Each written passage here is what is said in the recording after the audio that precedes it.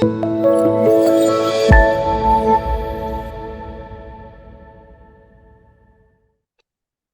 afternoon and a very warm welcome on behalf of the European Alliance for Transformative Therapies, Transform MEP Interest Group, to this event on the EU's pharmaceutical package, a once-in-a-generation opportunity to deliver the promise of transformative therapies to all European patients. My name is Jackie Davis. I have the privilege of being your moderator for this afternoon's discussion. We're going to have a couple of interactive panels later on. If you want to ask a question during the panel discussion, please use the Q&A box and please keep your questions as brief as possible so I can see at a glance what your question is and who it is for. If you have a major technical issue and you need help from our wonderful team behind the scenes, you can use the chat box for that. If you'd like to tweet out about what you're hearing today, get that transformative therapies message out, please use the hashtag MEPs for ATMPs. And speakers, can I ask you please to turn your cameras on when I introduce your session and your mics, and to turn them off again at the end of your session. So in a moment, we're going to hear from Andrei Knotek, MEP, who is chair of the Transform MEP Interest Group, and he's going to launch the Transform position paper on the pharmaceutical package. And then over the course of the afternoon, we will discuss some of the key issues it addresses. Just to be clear before we start, this paper has been developed using the Transform Charter, which was launched at an event in the European Parliament last October, which many of you may have attended. And they've used that charter as the basis. This is all the product of a co-creation process among the experts who are part of the Transform Multi-Stakeholder Alliance, representing patients, clinicians, researchers, and industry. Just one caveat to all of this, given that the pharmaceutical package was only adopted just over a month ago, this is very much a living document. Transform does not yet have consensus positions on all of the proposals in the package. The Alliance plans to continue to discuss the proposals over the coming months with a view to arriving at further detailed consensus positions, for example, around the implications for ATMPs of issues related to terms like unmet medical need and the whole issue of incentives modulation. So it's a work in process, and we very much hope the discussions this afternoon will feed into that. But now it's my great pleasure to give the floor to Andrei Knotek, MEP, who, as I said, is chair of the MEP Interest Group, to launch the position paper more formally. And as he does so, you will see a link to it appear in the chat box if you want to get the document up. Andrei, thank you very much for having us. Thank you for hosting this event, as always. And over to you, sir. Many thanks, Jackie, for the floor, and very good afternoon, ladies and gentlemen, honorable colleagues and distinguished guests. It's my real pleasure to welcome you here today on behalf of the Transform MEP Interest Group on our webinar to discuss the recently released pharma package and its potential and implication on the advanced therapeutical medicine products ecosystem and availability of those innovative therapies for our patients. As most of you know, Transform consists as a multi-stakeholder alliance of the stakeholders and the MEP interest group. I am quite happy that the number of MEPs is gradually increasing, and in the future we will be, I believe, one of the most active healthcare group. It is indeed the fact that we have been working 3 years ago to put this group together, to put basic ideas. And as you, Jackie, mentioned, at the end of last year or in the autumn, we presented the charter. And now we have great chance to address some of our ideas and policy recommendations. And it is always our privilege to think about what should be the policy recommendations to get the innovative treatments to our patient. In order to be able to analyze or to give our position paper, which you said that we are launching today, we have to, or our experts had to analyze the release package from the perspective of those innovative transformative therapies. And as you said, that not all things are clarified as yet, because it is a quite complex proposal. Two legislations on which the European Parliament is working, third proposal as a Council recommendation. But at least today we have a basic consensus, and of course always knowledge-based, evidence-based recommendations that are forming our position paper. During the creation, we have followed the most recent trends, also based on the past years, and this is also the self-sufficiency within Europe. And we believe that we can improve the access of our patients towards innovative therapies via supported research and development, and as well manufacturing capacities directly in Europe. And we believe that this proposal at the end must deliver on this. Of course, it's not only the infrastructure, it's also about the human resources. So, for example, we call for better education to equip healthcare professionals to understand and to learn how to work with ATMPs. Of course, it's always about patients, so multi-stakeholder dialogue is crucial in order to maintain the sustainability of our actions. As I said, there are two pieces of legislation on which the Parliament is about to work, and I'm pleased that the key people with, I would say, really proven track record in healthcare policymaking are dedicated on this file from different political groups. So I believe that we will be able to do our homework in European Parliament, and of course to address also the outputs coming from our position paper. As you, Jackie, announced, we have today two panels, and it's my pleasure, without further ado, to pass you the floor back. And ladies and gentlemen, once again, allow me to wish you a very fruitful, result-oriented debate, and many thanks for joining our event. Thank you. Thank you so much, Andre, and thank you again for all the commitment you give to this interest group and the work that you do.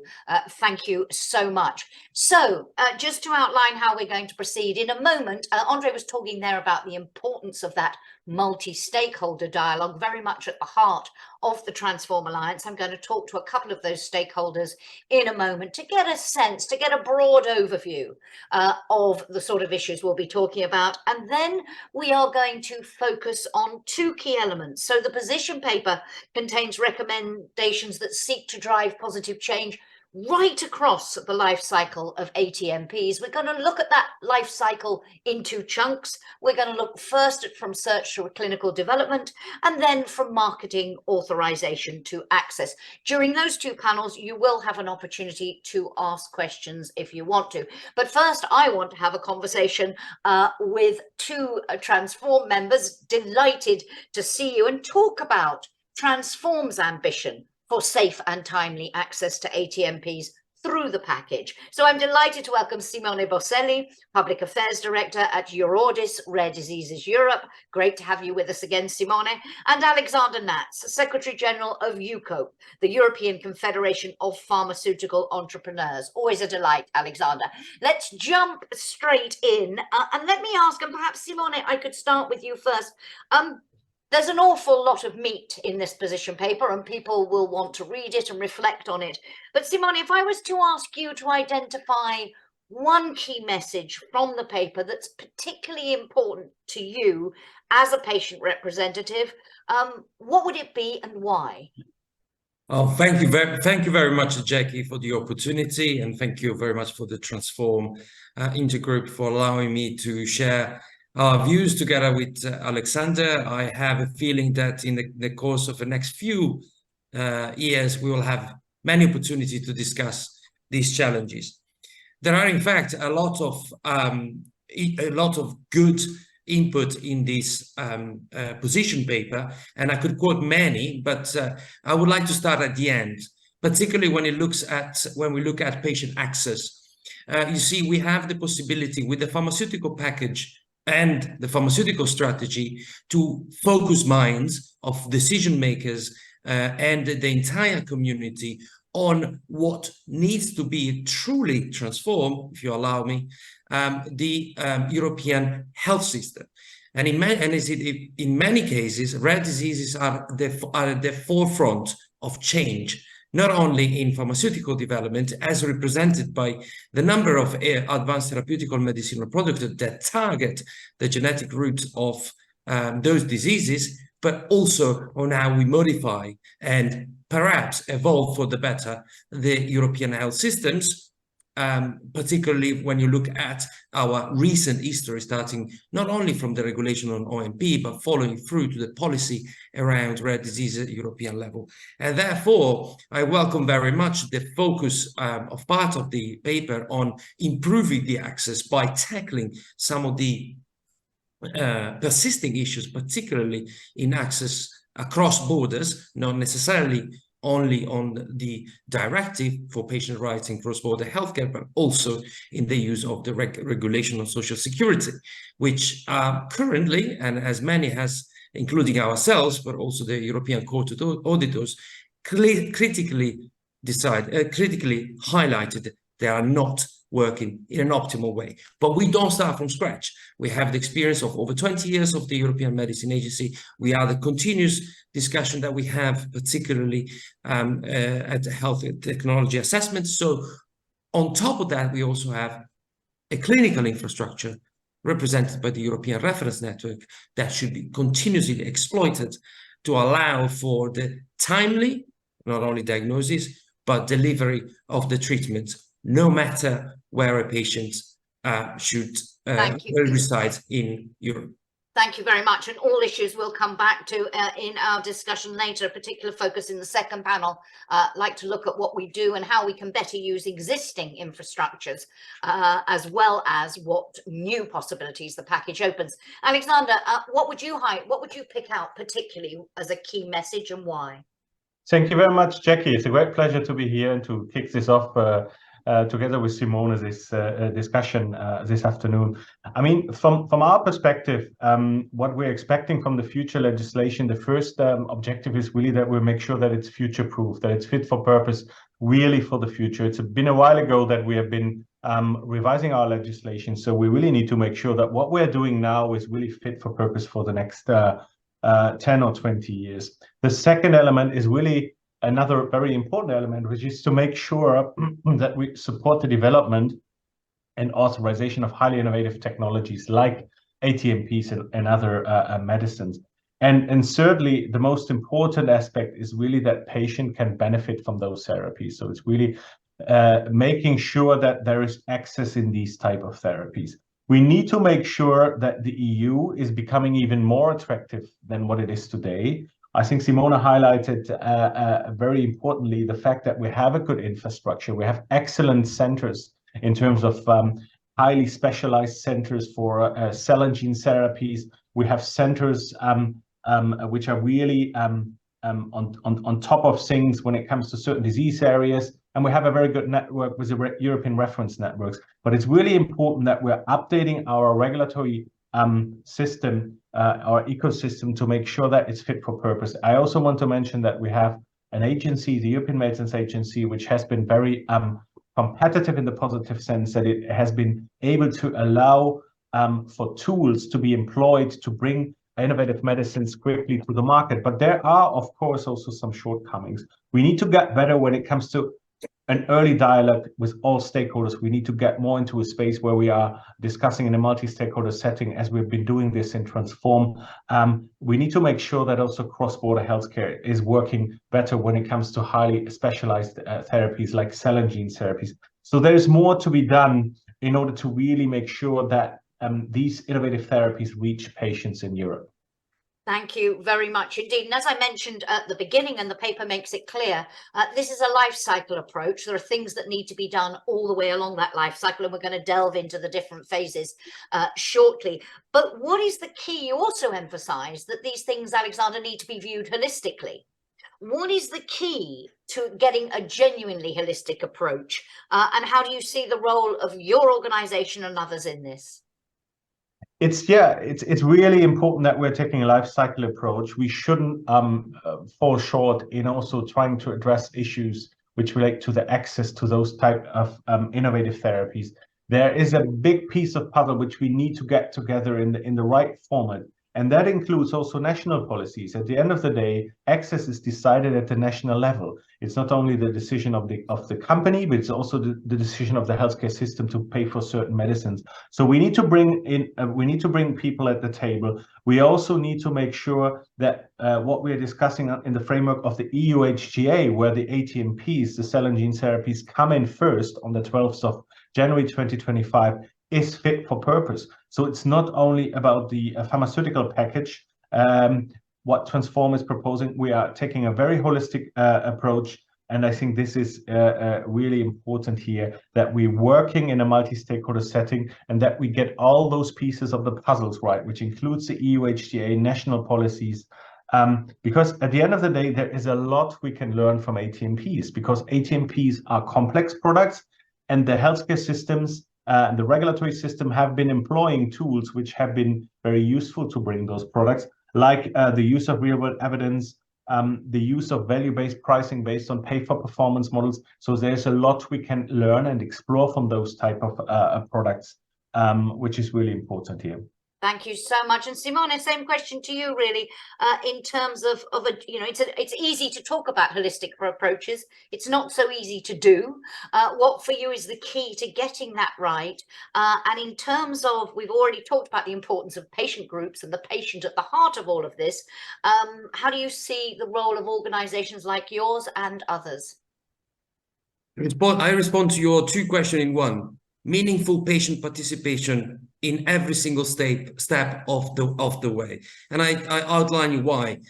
Patient participation and meaningful patient participation is recognized in these proposals, but is not strong enough, in the sense that when, for example, scientific criteria for defining what constitutes an unmet medical need, or to define at the very beginning what an understanding of the disease is, the agency will be allowed to consult and shall consult payers and HTA, and may consult patients, sponsors, and academia. Here needs to be even stronger, and there needs to be maintained, and the expertise that has been built in over 20 years of patient participation. Let's not forget that people with rare diseases have participated since the origin of the Committee of Medicinal Products. We appreciate the streamlining, for example, of the agency and the reduction in time to assessment, but we need to maintain the expertise that has been built, particularly in the Committee of Advanced Therapy, where patients, we have one of them here later on, have contributed a great deal in making the understanding of the disease and the relevance of the therapies clear, and is also an evidence-based response, because from EMA data we see that patient participation, taking for example scientific advice, has contributed or has changed the opinion in more than 50% of the cases, and particularly resulting in a higher rate of success in authorization and modification of clinical trials for the better. Therefore, that's really answered my second question. What we're going to do as urologists and representative, we will continue to maintain that the voice of patients is meaningfully represented at all levels, from clinical research, decision on research, participation in regulatory activities, in HTA, but also, and here Alexander and I differ, to push for a new system. We cannot rely always on behind what the competencies of the Europe and the member states are at the moment, if science is pushing for a different paradigm. I believe that we need the courage, and we have the opportunity, really, not only with the pharmaceutical package, but what will come with it, to really provide meaningful change. Thank you very much indeed to both of you. And we're going to hear a lot more about that issue and many of the others that you've touched on in our discussion, and that crucial question of how do you make that participation meaningful Transform. The position paper has some recommendations, some suggestions in that area. We will come back to that in our discussions. But Simone, Alexander, thank you very much for now. It's been great to hear from you. Thank you, Jackie. So as Thank I mentioned earlier, we're going to have deep dives into some of the proposals that are contained in the position paper. We won't be able to touch on all of them this afternoon at this relatively short event. So do take a look. As I say, you will find the link to the position paper in the chat. But we're going to start with the phase from research to clinical development. And the title of this session, A Dynamic European Environment that Responds to Patient Needs. Then later on, as I said, so if you have questions about marketing authorization and to access, please hold those for now. Now we focus on research to clinical development. And joining me to discuss this shortly, we will have with us MEP Tomislav Sokol, who is a passionate advocate for the cause of patient access, and he's a member of the MEP interest group. He's running a little late, but we do hope he will join us shortly. We also have with us Dr. Giovanni Migliaccio, who is on the board of directors at the European Pediatric Translational Research Infrastructure, EPTRI, Dimitrios Athanasiou, who is a board member at the World Duchenne Organization, and Jack Brownrigg, early clinical development team lead at BioMarin. So very much our multi-stakeholder approach. We have them with us. We're going to start. We're going to hear from MEP Sokol in a little while about his views on this issue. But I want to start in his absence really with hearing a little bit more about the policy asks in the position paper.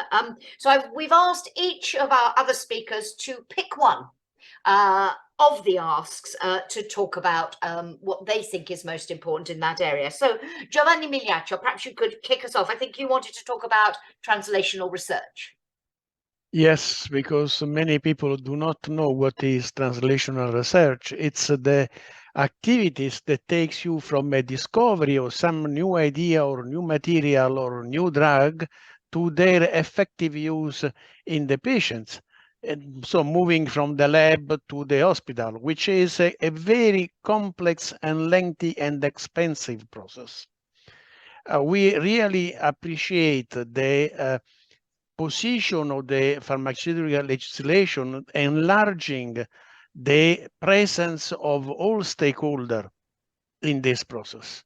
EMA authorization, because it's really difficult for a regulatory agency to open discussion with partners that may have conflict of interest, that can have particularly monetary interest in pushing one things against the other, while well, with ATMP it's necessary.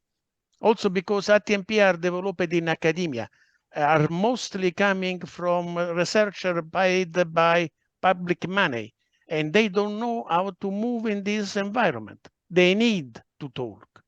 And the presence of patient also needs to be there, well, just to tell us what they really want, which is not easy to understand from the other side. Thank you very much indeed. Lots to come back to in our discussion. And thank you for giving us that definition, because as you say, there are many people for whom the term is not clear. Dimitrios, we heard from Simone earlier about the role of the patient, and I think that's where you wanted to focus in your presentation. Lots come back, and I'll get you to react on the other issues as well later. But over to you to present a key ask. Thank you very much.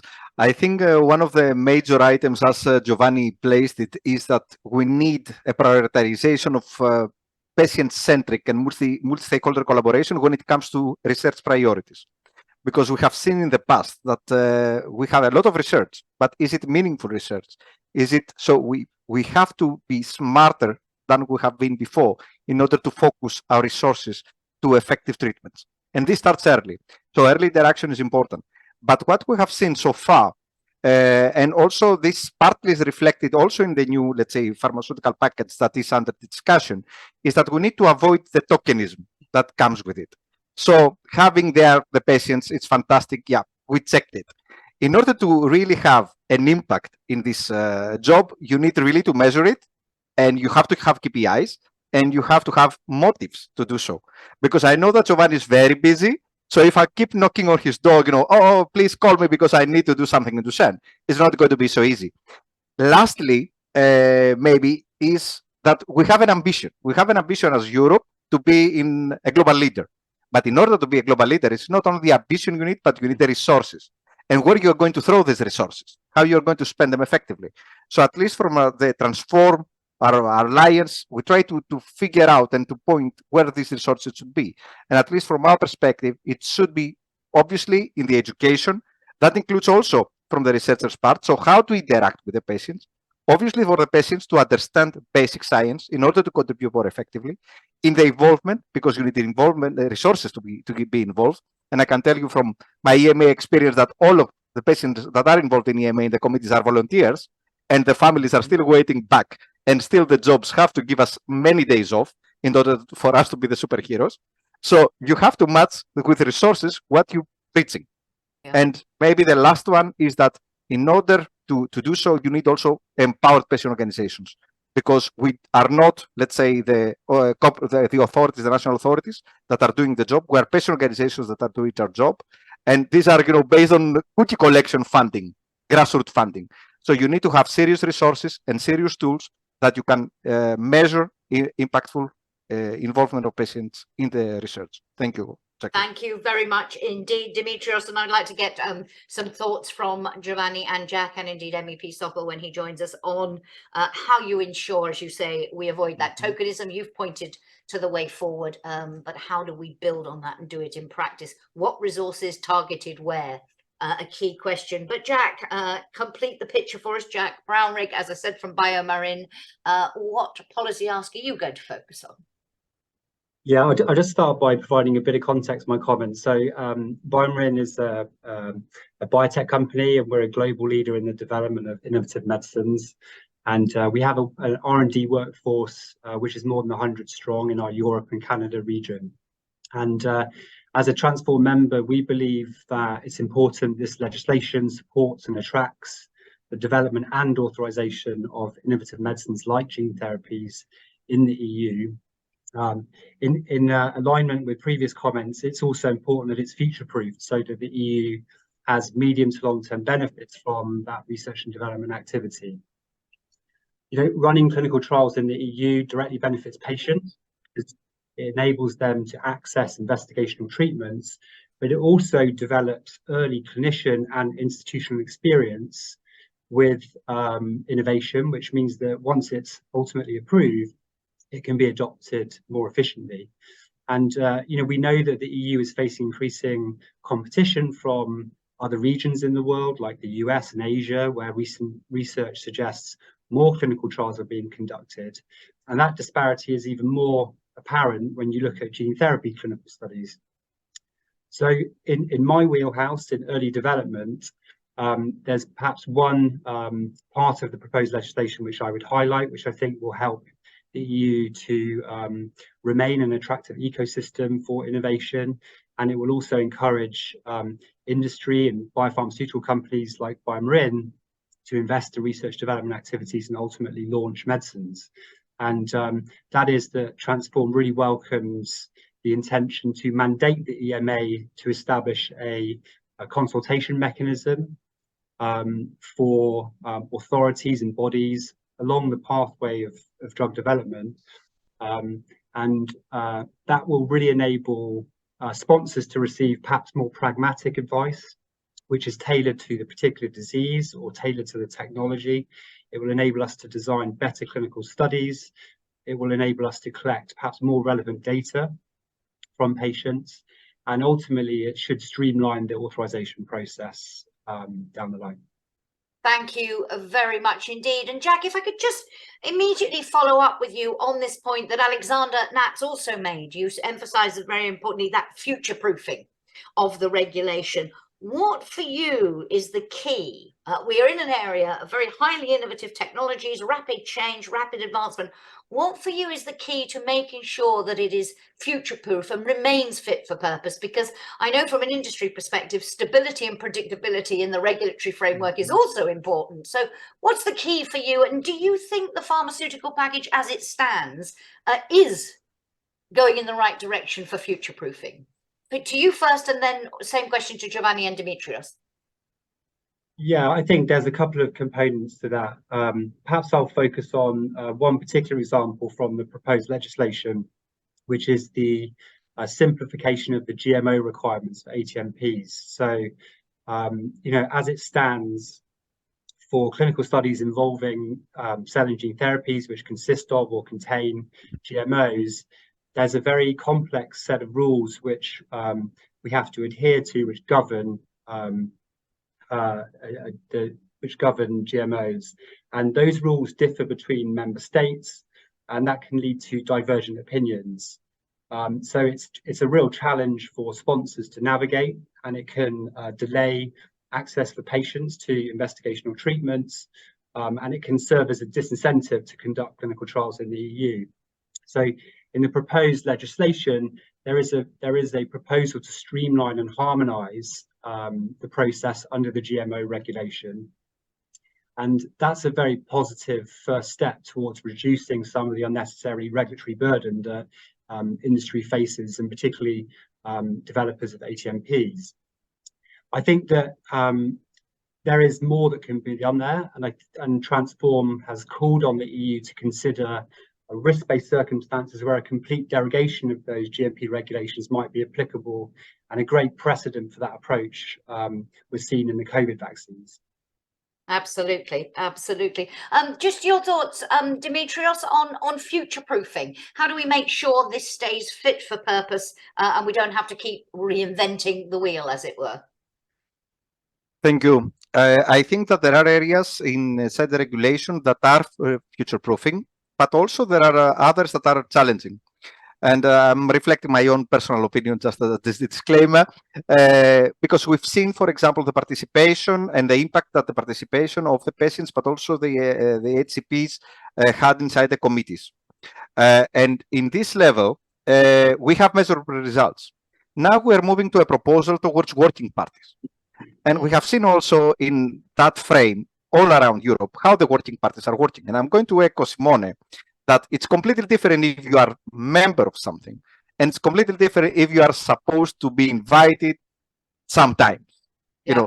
So I don't know how future-proofing is this, or backward-looking, because this is really something that differentiates us for other regions, the patient involvement in the regulatory process, but also in the other decision-making. Thank you. No, absolutely, and really part of that approach, precisely by putting the patient at the heart of it, at the identification of the priorities, as well as every other element of the life cycle, builds that in. I'm delighted to see, Giovanni, I'll come back to you in a moment if I might, because I'm delighted to see that Tomislav Sokol, MEP, has joined us. A very warm welcome to you, Tomislav. Always great to have you with us. And we were just talking really about, we've heard about some of the key policy asks contained in the Transform position paper. Your perspective, particularly as we focus in this part of the discussion on how do we make sure that when we're looking from the research to the clinical development phase, that we have a genuinely dynamic European environment that responds to patient need. Yes, I mean, it's a very broad topic, but I think our primary topic for today is pharma legislation, right? The proposals. Indeed. So I think I will focus on that part, because of course research innovation in itself is a much broader topic. So we also have the Horizon program, where healthcare has become one of the priorities for research funded from the EU, which is very important. And there are also other things that have to be taken into account, but to really focus on pharma. I mean, when we speak of pharma, I think we first have to set the objectives. I think the primary objective is obviously to get the best possible new medicines, to develop the best possible new medicines and get them to patients, which means that we have two, let's say, main dimensions here. So one is the innovation itself, so providing incentives and creating an environment to foster innovation in Europe, and the other is to make it possible for patients to access this. And I think when you look at things from that point of view, we have to be honest. I mean, the fact is that Europe is lagging behind in terms of research, in terms of investments into research and innovation. This is something that we need to address. Of course, incentives are important, but they're just one part of the picture, I would say. That's politically most contentious issue and most visible issue, the issue that is mostly talked about. So everybody discusses, the focus is really on the question of incentives, but it's not the only thing. So when we speak about concrete proposal, I think the main benefits, first, and the good thing when we speak about the incentives is the modulation. So the modulation, that we really do not have one size fits all solution and incentives, but to really focus them on providing the real added value, the real benefit for patients, and especially to really provide the strongest incentives for most innovative medicines. I think that is important, especially in those areas like rare diseases, where there is very hard to find a commercially viable business plan to develop something. So these are big investments for a relatively small number of patients with a big uncertainty related to the income, to the final result, whether something will be in the end viable for patients to use. So this is something that, so I think that is the big added benefit, big added value of this proposal, so that you really have modulation, that we have stronger incentives for the really innovative medicines, which are the ones that we really have to incentivize the most. I think this is especially important for patients suffering from rare diseases. Of course, other things that will be discussed a lot is are the questions of the reduction of the baseline. So there will be a lot of discussions there, whether this is necessary or not. Also of the uncertainty of the incentives. So because there are different factors which influence the what will be, for instance, the exclusivity period in the end. So the different factors, and of course, people from the industry will say that that some of these factors cannot be influenced by them. So definitely, we'll have to see what is the situation and how best to regulate things to reduce this uncertainty. I think this is something which is very important. Thank you. If I can just add, I think what is also very important is on the procedural part. This is the area where I'm the shadow rapporteur of the EPP. This is on the procedural part. I think it's very important that we reduce the time for making decisions by EMA. That's very important. I think we saw during the pandemic that actually things can move faster, a lot faster, when there is the need and the willingness to do so. And of course, if we can reduce the part which is bureaucratic and administrative in the whole EMA approval procedure for vaccines, why not do it in other cases as well? If this works for vaccines, if these procedures can be reduced while at the same time maintaining safety and efficacy of the medicines, why not use this kind of shortened and faster procedure for everything? And I think the proposal goes in the right direction on that. I think this is also very good. The one thing that where I think that we can go even further is the question of the time that the Commission has to give the final approval after the EMA has done its part of the procedure. I think personally this can be 2 or 3 days, but because the Commission's decision is only kind of an administrative final rubber stamping, but of course the EMA is the one who has the expertise to conduct the necessary assessments and determine whether a medicine can be put on the market or not. So I think that this this timeline for Commission to make the final decision should be reduced as much as possible. And of course, there are also other open things, like, for instance, the vouchers on antimicrobials and antibiotics. I think this is a step in the right direction. We should see how this will work in the end, but definitely having incentives and other incentives as well to invest into development of new antibiotics is very important, because we have also been lagging behind. Indeed.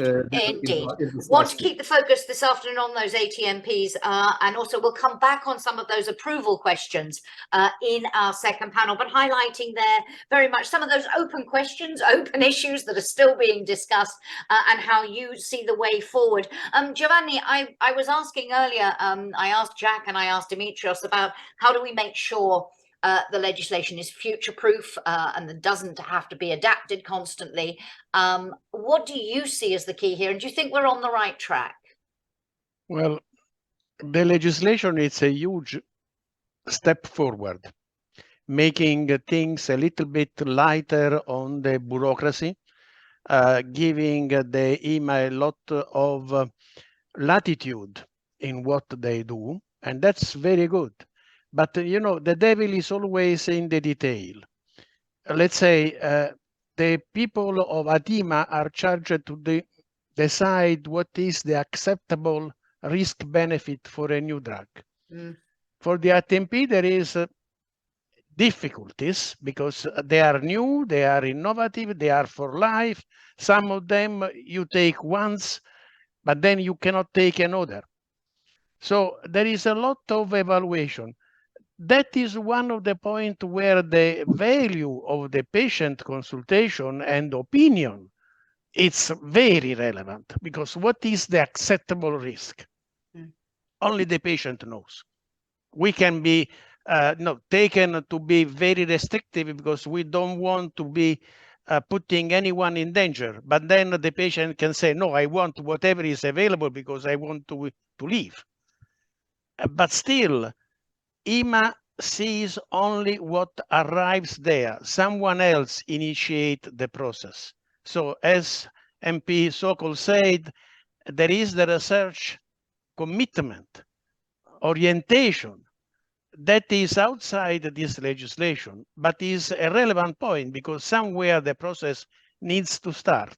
And the priorities come from there, not at the moment when it's the end of the process, when they arrive at EMA. So do you think, Giovanni, and Jack already referred to this mandate that EMA has to establish a consultation mechanism for early dialogue, and I know that the Transform paper talks about and welcomes the idea of extending this to patients, to healthcare professionals, to the industry, to payers. What for you is the key to making that really meaningful? Well, that should not be only at EMA, should be extended to the Commission to decide where the money of the Commission goes, how you decide the priorities on the public money, how it's spent. And also the consultation now it's patients, but sometimes the patient is not the patient, it's a minor, a child.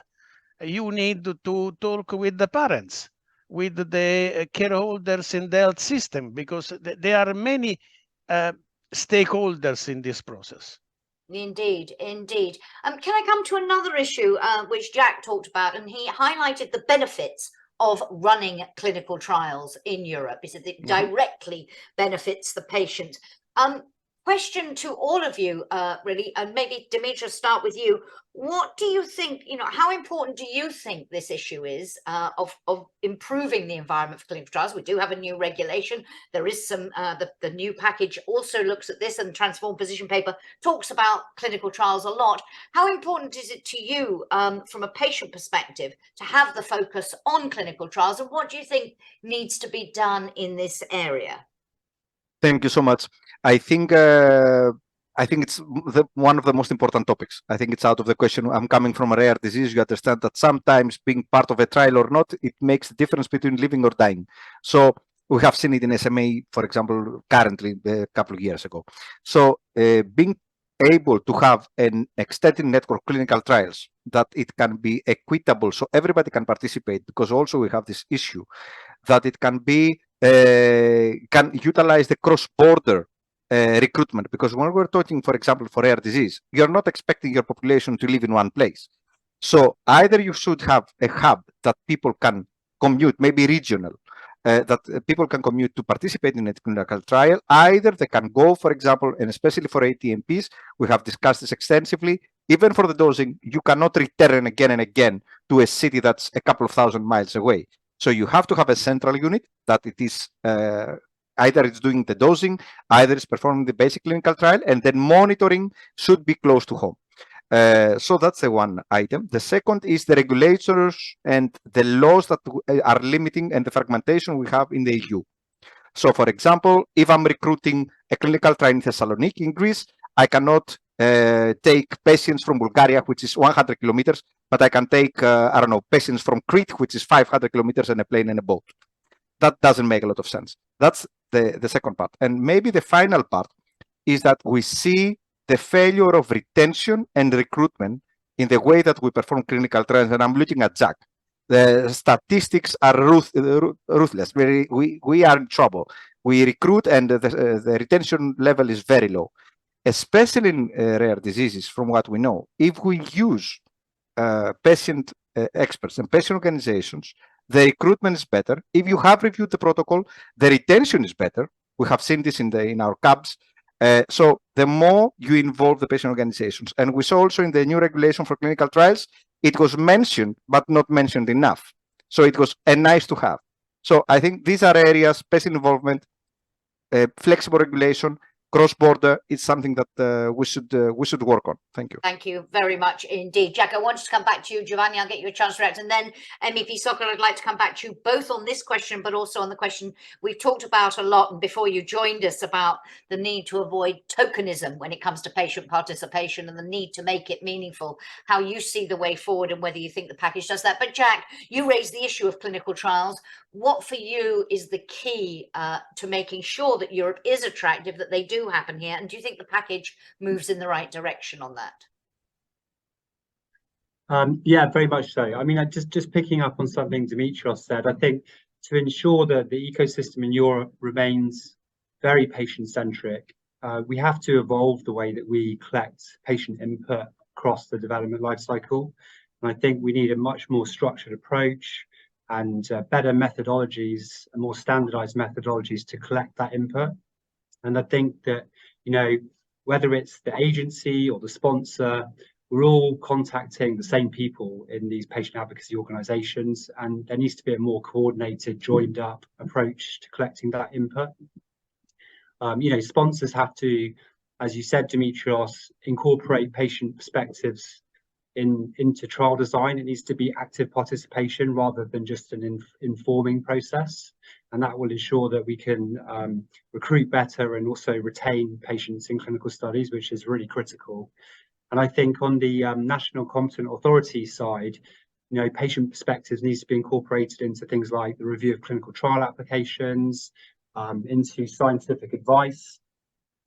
But all of that needs to be really like backed up with a comprehensive education effort for patients, because if we want to receive the best, most constructive advice from patients, they need to understand this complex area of ATMPs. And I think, you know, we all have a role to play in that, but perhaps healthcare professionals are potentially best suited to fulfill that role. Thank you, and thank you for addressing that crucial question of who needs to do what, because it's one thing to talk about what we need to do, but the what role for each of the actors are equally crucial. Giovanni, from your perspective, and then MEP Sokol, I'll come back to you to react to this on the issue of clinical trials. And do you think we're doing enough? What is Transform calling for, and what do you think the package will deliver in this area? The package, it's a starting point. Once I asked to the director of the FDA what was the most important point for them to reduce and facilitate the clinical trial, and the answer was cut the cost of the hospital. It's a question, now clinical trials are becoming a business. It's a way for the hospital to get funding. And it's not much good for the careers of the physician. That is an extra job, complicated, difficult. They are not trained to do it. So it are small things, but each small thing is something that delay the execution of clinical trial in Europe. So thank you. MEP Sokol, both on this issue, do you think we're doing enough? Are we headed in the right direction?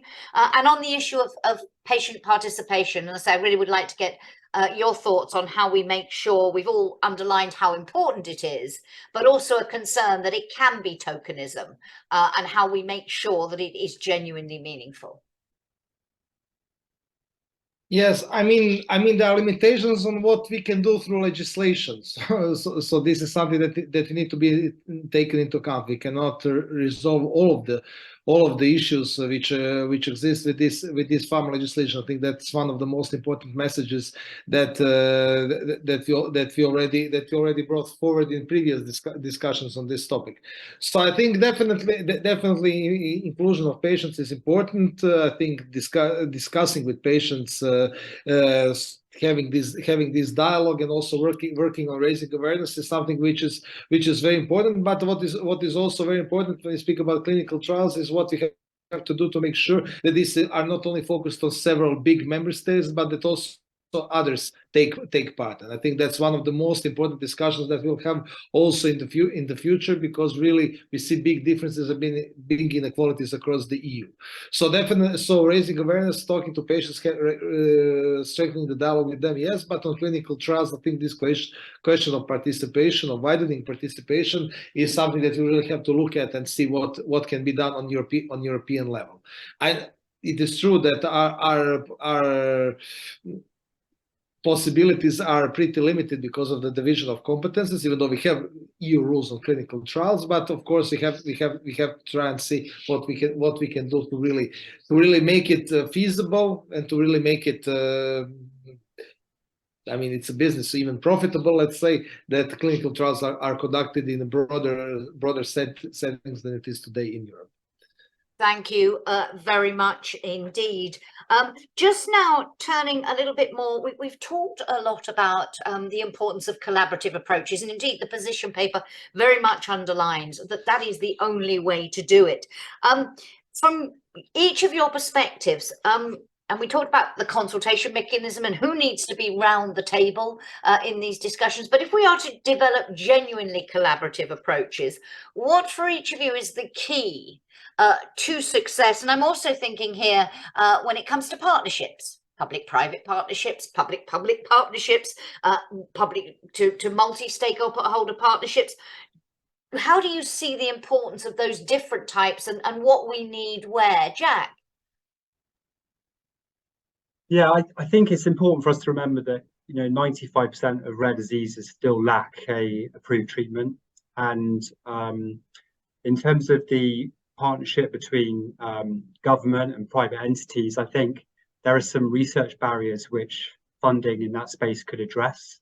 There are major basic science hurdles to addressing some of that 95% of rare diseases which don't have a treatment. And public-private partnerships could, for example, play a role in addressing that barrier to research funding. And how to make and how to identify them, the process of identifying where you need them and then setting them up in a way that will really deliver. What's the key? And just to say, if you do have any questions for our panel, please do get them coming in now so that I can put them to the panel before the end. But Jack, what's the key to making it really work effectively? Well, again, this comes back to patients also need to be involved in directing and understanding what the research priorities are. And that's really challenging because patients with a particular disease or organizations representing patients with a particular disease will always advocate for treatment of that particular disease. But ultimately, patient involvement in trying to quantify unmet need across different diseases is really critical so that we can allocate resources to those diseases which perhaps have the worst outcomes and which are potentially addressable by these emerging technologies like ATMPs. Thank you very much. Giovanni. For ATMP, the biggest issue is the cost of manufacturing and delivering the product to the patient. It's much cheaper to produce in large amount in one place and treat patient in a few excellent centers. But that means legislation allowing the patient to move from one country to another to be treated in excellence, and then also an agreement in sharing the production in different countries, which can be done, but needs some kind of incentive and facilitation from a legislation point of view. What sort of incentives do you think would work? Well, basically, simply that you can reimburse the cost of the travel for the patient. He needs to go where it is the treatment, but now they have to pay from their own pocket because that's not covered. And it's often for children, it's not only the patient, it's also the cares, the parents that needs to go with him, where to have them staying during the treatment. These are very stupid things, but they need money. No, not stupid at all. It's those details that make the difference. I think Dimitrios was pointing to that earlier, both when he was talking about the problems of retention. It's very practical issues, very practical problems. Dimitrios, a thought from you on this, and then I think we'll try and chart the way forward. I'm just looking to see if there are any questions coming in. Do get those questions coming in now. But Dimitrios. Thank you. I think I echo what everybody else said. So maybe I will start with what Tomislav said. We need maybe small words in the regulation. So when we're discussing, for example, the participation of the patients, even a word that says should instead of may can change the story. So even small words in regulation are important. Is there an area where you would highlight an example of that? Yeah, for example, in the regulatory package, we have that the unmet need, as Simone said, when we're discussing the unmet, patient organizations can be invited. Maybe they should be invited. This is something, you know, a small change in the wording can make a difference. Tomislav wants to jump in. Please, David. Yes, yeah, if I may, this is precisely what we've done in the health data space regulation. So where I proposed in the first draft report, actually, that the patient organizations have a real seat at the table in the HDS board and also in other governance bodies as well. Not just the patients, but other stakeholders like medical professionals. But I think it's very important, really, that patient organizations take part in the decision making. So I think this is something. This is definitely the approach, and definitely legally the difference between may and should or would are crucial. So one is obligatory, the other is non-obligatory. So these differences are crucial. But I would like to just make 2 points, to refer to 2 points which were raised before. So first, when you speak about incentives, especially about building the industrial infrastructure, the new production facilities, etc. That's why I said that it's not that pharma legislation is not a silver bullet that will resolve all the issues, because we in EU still have many other problems like different systems of pricing and reimbursement, our industrial policy, state aid rules. So all of these things which make it really hard in terms of bureaucracy, in terms of administration, in terms of complications to really make investments in Europe. So we should really try to see how to address these problems as well, and also the question of the industrial policy.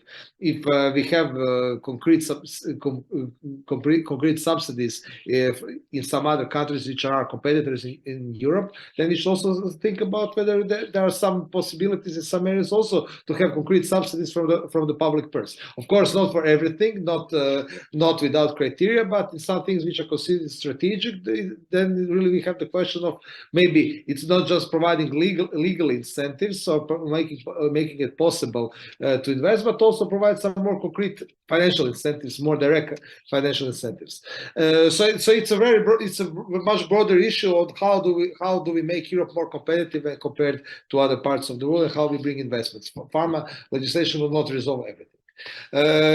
So that was my second point, and my third point is about cross-border healthcare. Yes, one of my favorite topics with cross-border healthcare. So you're entitled to cross-border healthcare if you cannot get adequate treatment in your own country, and this is precisely most relevant for patients suffering from rare disease, where especially in smaller countries, you just don't have the expertise or the equipment to treat these patients, so they have to go abroad.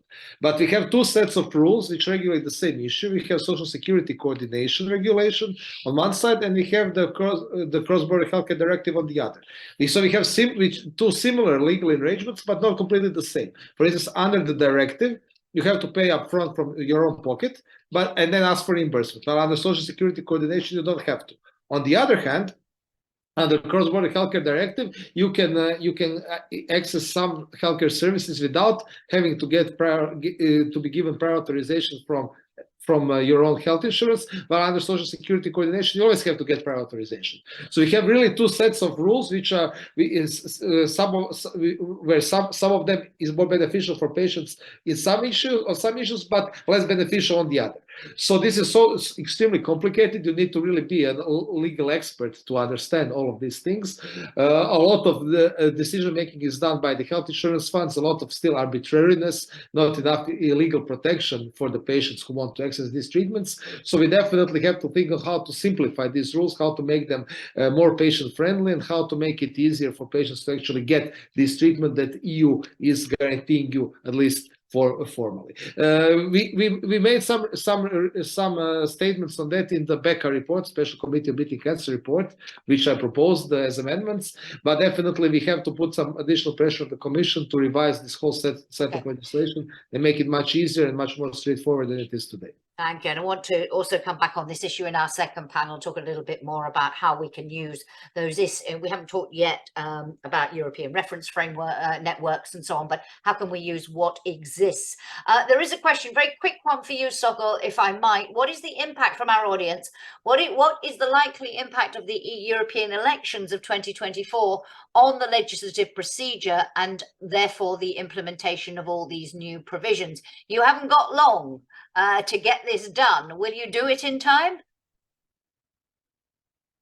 On health data space, I think it's possible. On pharma, I'm not that optimistic because it's not just to get the political agreement within the parliament, but you have to then also get the agreement with the council, with the member states in the so-called trialogue, in the negotiations. So I think what is realistic is that we have the political position of the parliament, the mandate for negotiations before the elections, and then probably negotiations with the council will finish after the elections.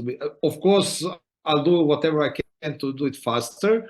But knowing the timeline that we already have received informally, saying that because you know how it works. So first you have the draft report, then it has to be translated in all official languages of the EU. This won't be done before September. Then we propose our own amendments as shadow rapporteurs of political groups, which will probably be done in October. So we'll really be able to start negotiations within the parliament in November.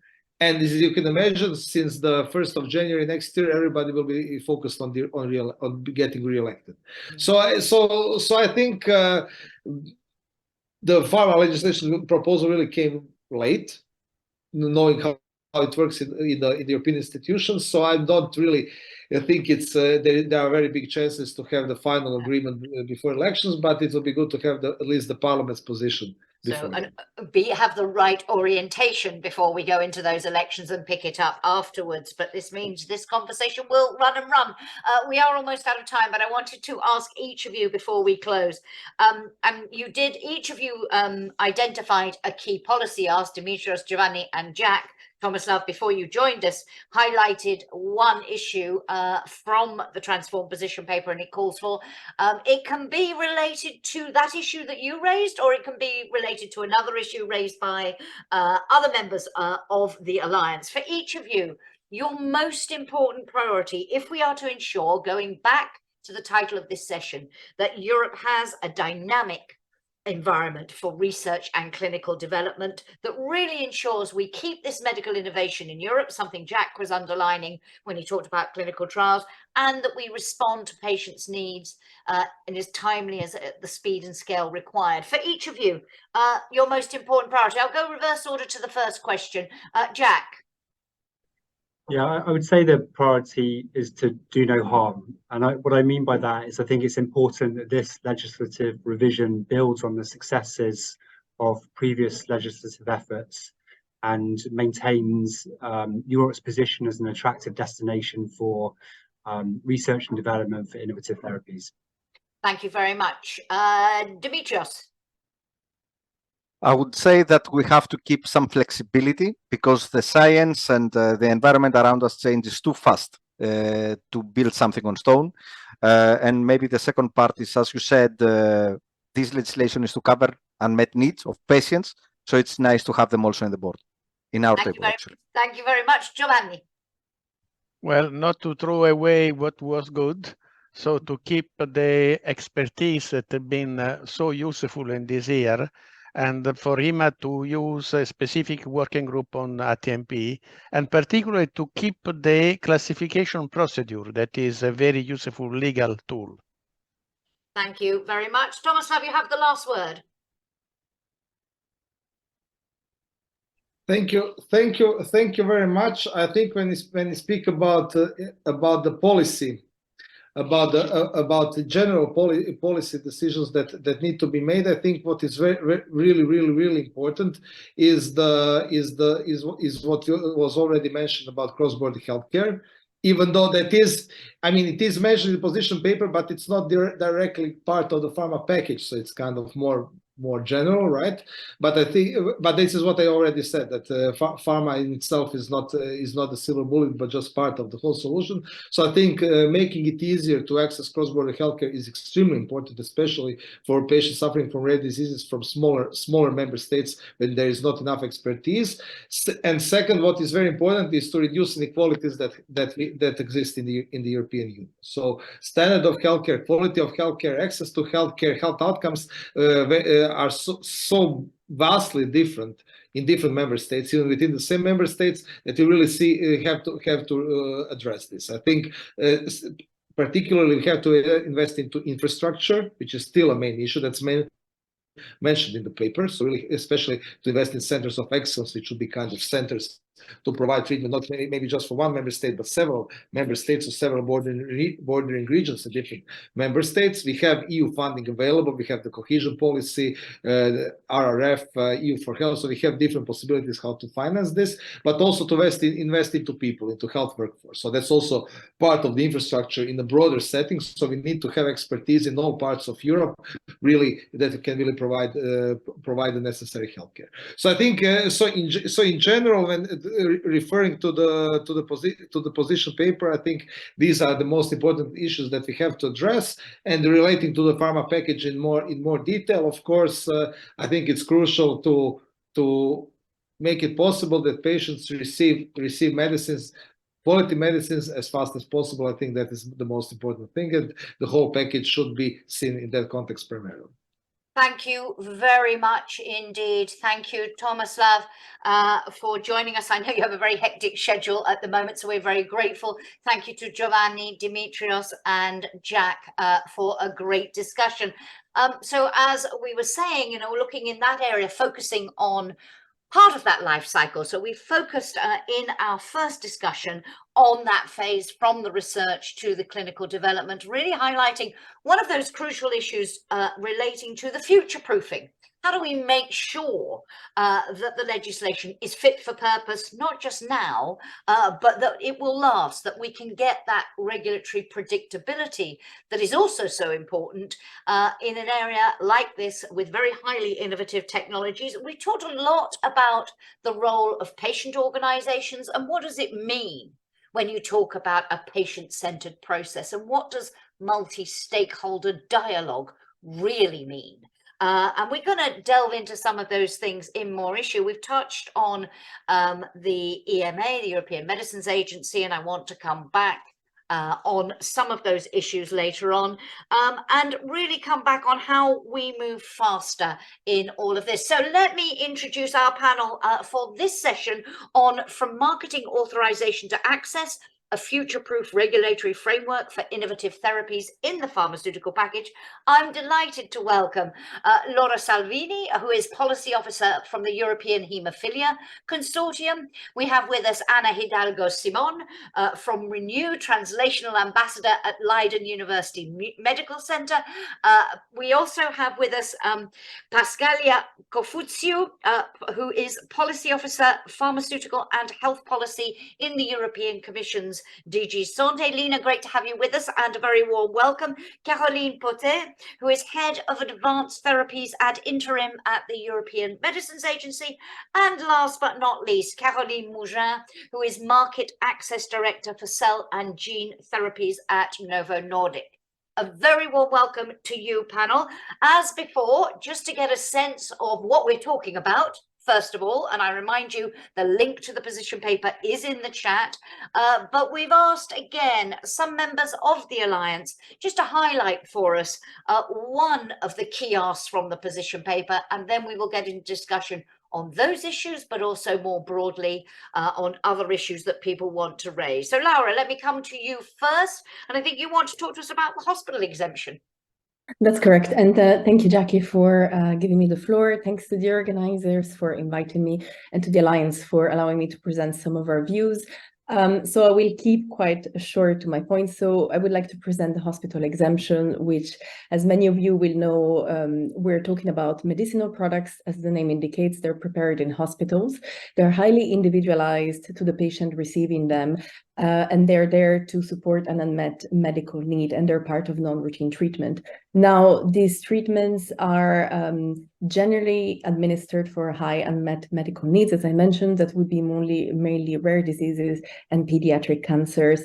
And they are administered in countries where there is either not a licensed product or where there is not a clinical trial with an investigational therapist that could solve those unmet needs. Now, the proposal from the Commission calls for the implementation of a registry to monitor and apologies about that, to monitor and collect data on the use of these hospital exemptions, their safety and efficacy, and perhaps also patient-reported outcomes. And the Alliance welcomed this because at the moment there is very much a variable environment of the use of hospital exemptions. And so the objective is really to have more visibility, more transparency of where they are used, and perhaps lead to more harmonization. So we welcome the proposal. We also would like to get more clarity on the data that should be collected. And this is going to be probably a theme in the pharmaceutical legislation. We're calling for more specifications and more clarity on definitions such as non-routine, guidance on eligibility criteria, and situations in which the hospital exemption should be used. Thank you very much indeed for that. Anna. Anna Hidalgo Simon, very good to see you again, Anna. I think you wanted to, we touched on the issue of European medicines agencies and the committees and so on earlier, but I think you wanted to focus a little more on that now. Yes, thank you. Thank you for the invitation. Yes, it has come up already because it's a very important point, and it's a point that we can always ask for better, but keep the good, as some of the speakers in the previous panel they were saying. So in principle, the Alliance is very supportive of the streamlining, which is always a good idea. Things should go faster, smoother, and perhaps more consistent as well. So that is something that we are all good with. Now, it's a bit of uncertainty in the system of how that is going to be done in the detail. So from my point of view, what is absolutely clear is that all this developed expertise, which is in the system, will not go anywhere. We have them and we need it. So it's a question of how we are going to organize that expertise in a way that we are having no conflicts internally with any hierarchy within the system, but not losing any of the specifications. And just to remind everybody, we're not talking here only about marketing authorization. We're talking about all the classifications, the certifications, the scientific advice, the early talks in places like the ITF. So it's a full packet of activities around these ATMPs that need to be nurtured and streamlined. So the position paper agrees with the idea, and is a bit strong on the fact that let's see how we organize the expertise without dropping at all the level of expertise. It should be growing, and also it should inbuild the continuous participations of the patients. They have been very involved in the decision-making from the beginning, because the CAT is a relatively new committee. Whatever form that expertise that now is in the CAT moves should be maintained, and the strong participations of patients is something that the Alliance is very happy to maintain and to strengthen if possible. Thank you very much. And Caroline Mougin, please complete the picture for us.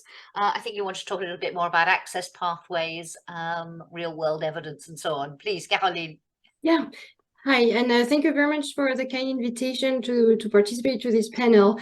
Indeed, I mean, currently the pharmaceutical legislation do not reflect all the nuances of advanced therapies, and that implies a delay in development of these products, but also access to patients.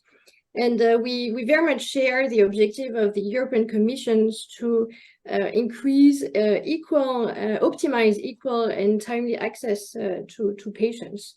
And that's why we very much welcome the updates of the general pharmaceutical legislation. And we see that as a unique opportunity to shape together with all stakeholders a new framework to assess ATMPs and implement all these nuances that they have, and also better utilize the procedures that are actually being existing.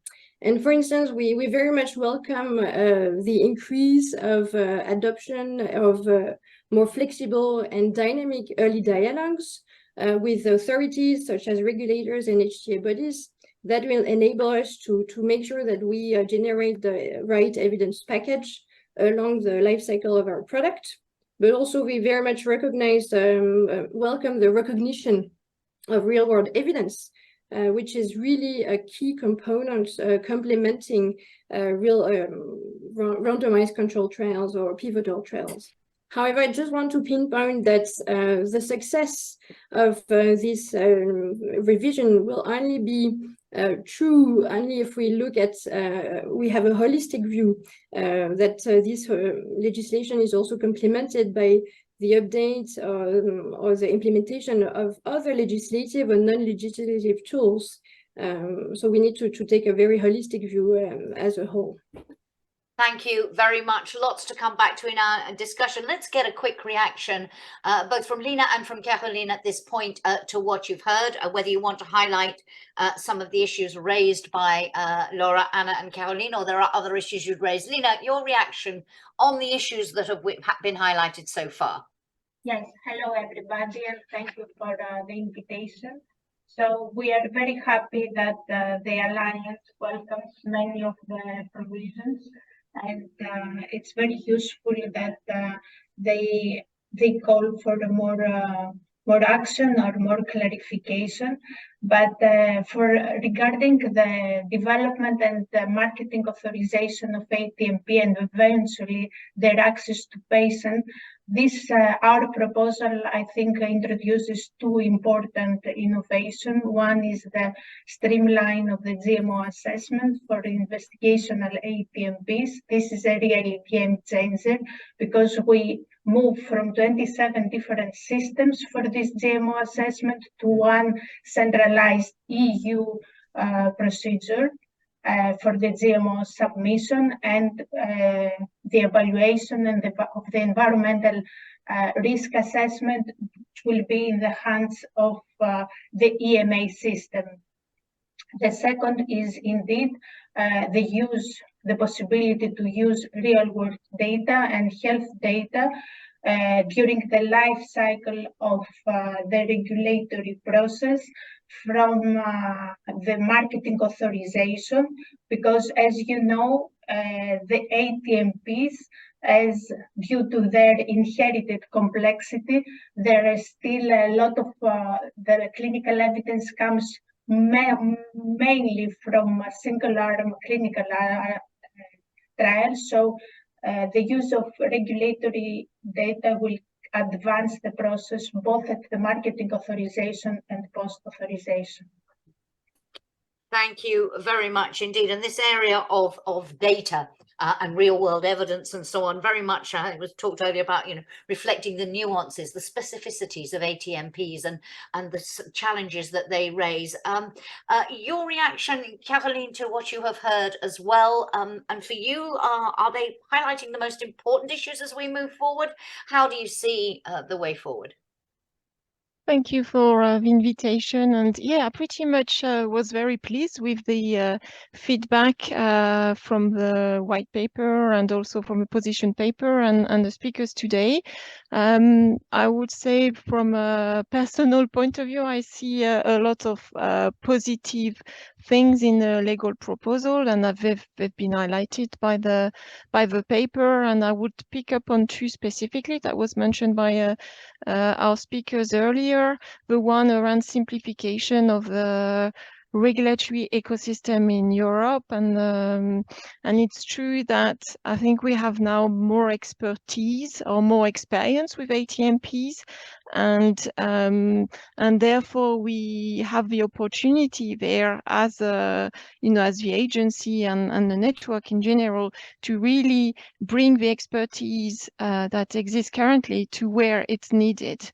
And I think that's certainly something I see in a proposal from the Commission, is rather than having maybe a more static committee, looking at everything coming to them, then I see, like, by using the working parties or a more agile framework, then you might be actually able to bring the expertise from where you need it, whether it's more in a marketing authorization stage or whether it's more in the early stage. And it's true at the agency, we are seeing the volume is actually in the earlier stage at the moment. As you know, the number of ATMPs is steadily increasing, but certainly the increase is much quicker in the early stage.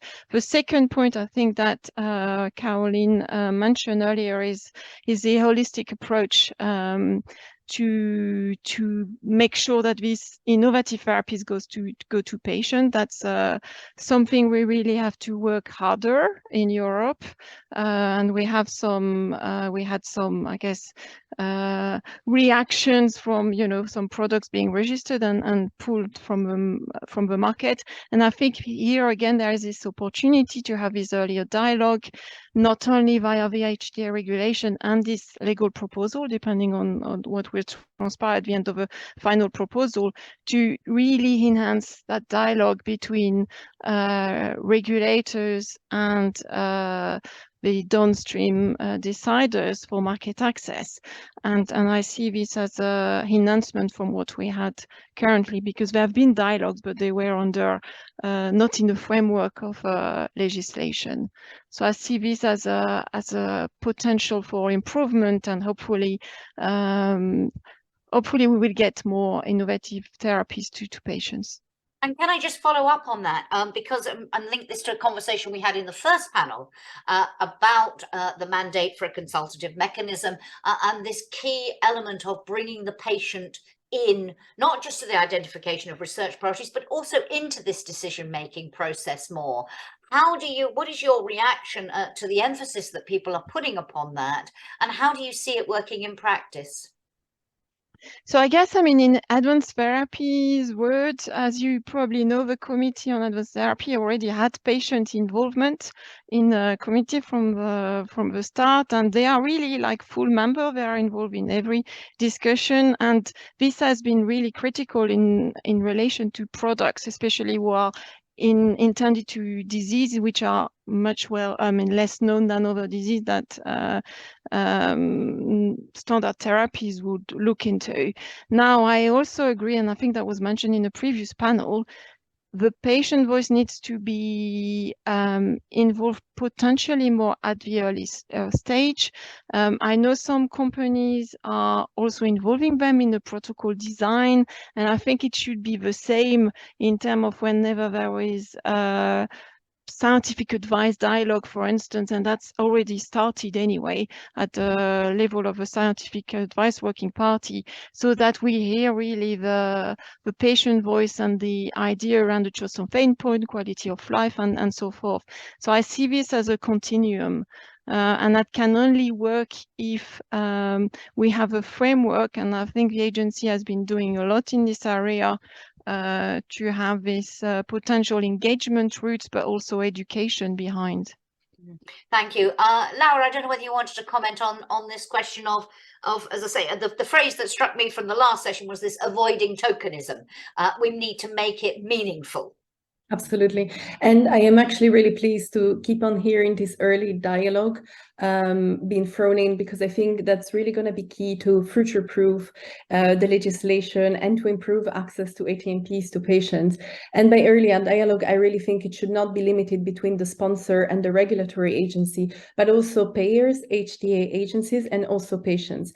At the moment, we see products that are developed for decades with huge amounts of sums invested into the development of these products. They're licensed centrally at the European level, and then they get stuck at national level because they do not have the data that is needed to prove the value against existing or even non-existing treatment. And so that's really an issue for access to treatment to patients.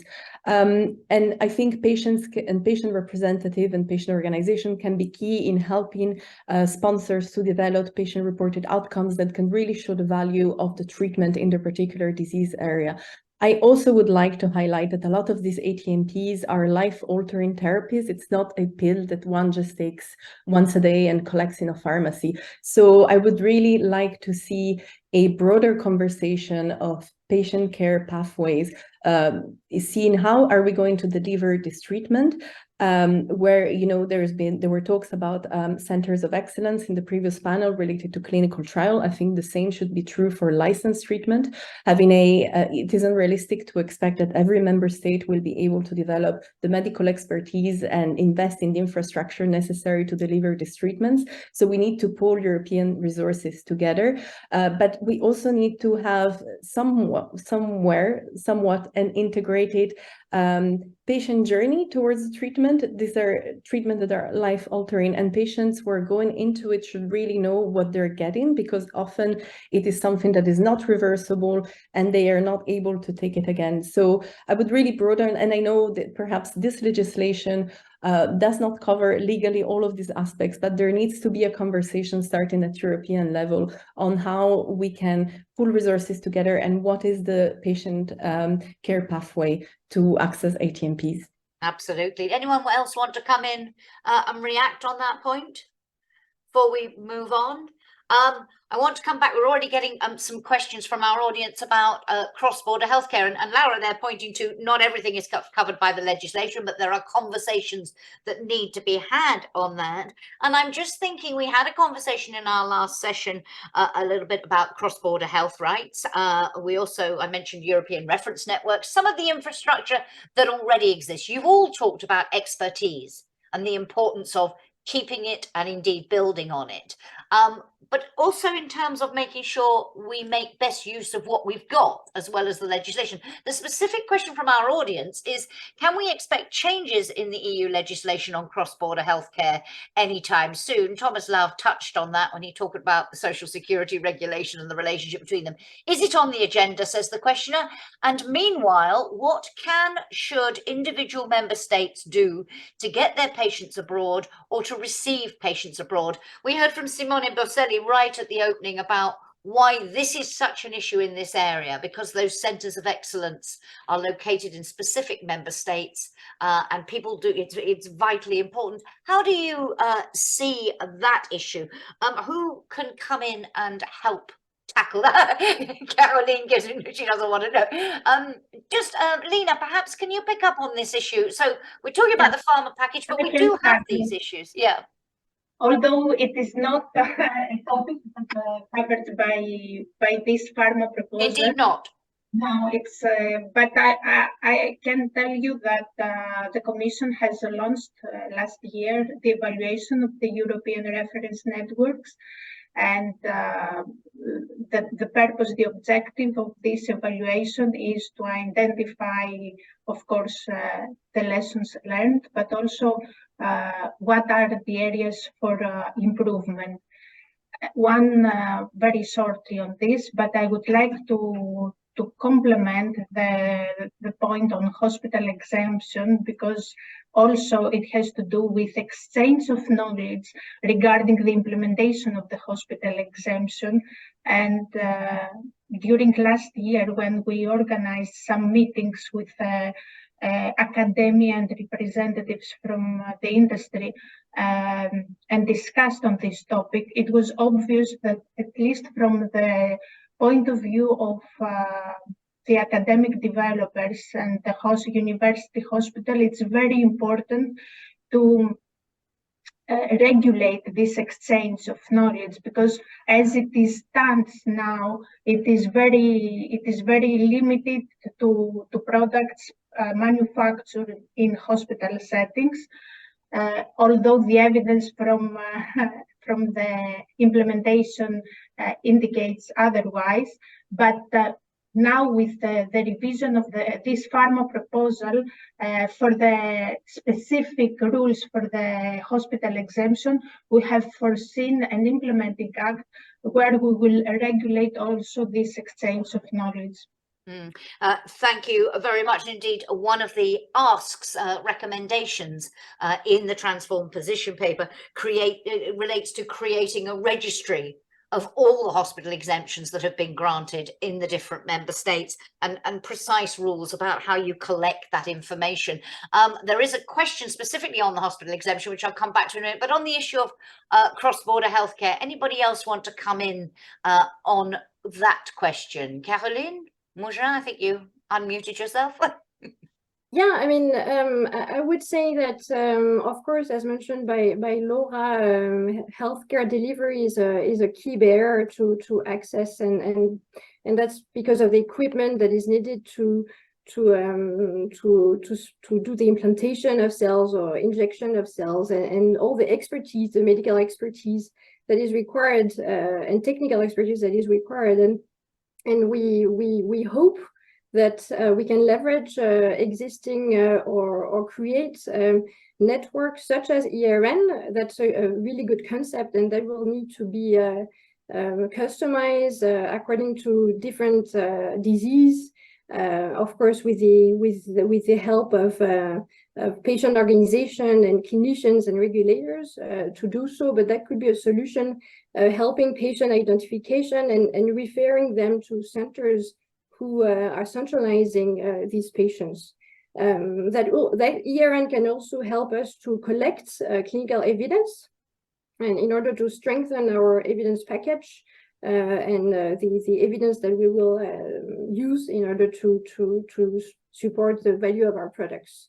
However, really the cross-border legislation and directive which is existing needs also to be improved in order to allow and optimize that, and also healthcare cross-border payments. Sorry, I muted myself because sorry, I muted myself and then it refused to unmute itself. It's trying to keep the moderator quiet here. I don't know whether anybody else wants to come in on that issue of cross-border healthcare, but we also have a question, and perhaps I should come back to you, but to the others as well, on the question of the hospital exemption. The question, what does the panel think of the amendments of the proposal on the cross-border exemption? Can it lead to competition between hospitals? Questioner doesn't say whether they think that would be a good thing or a bad thing.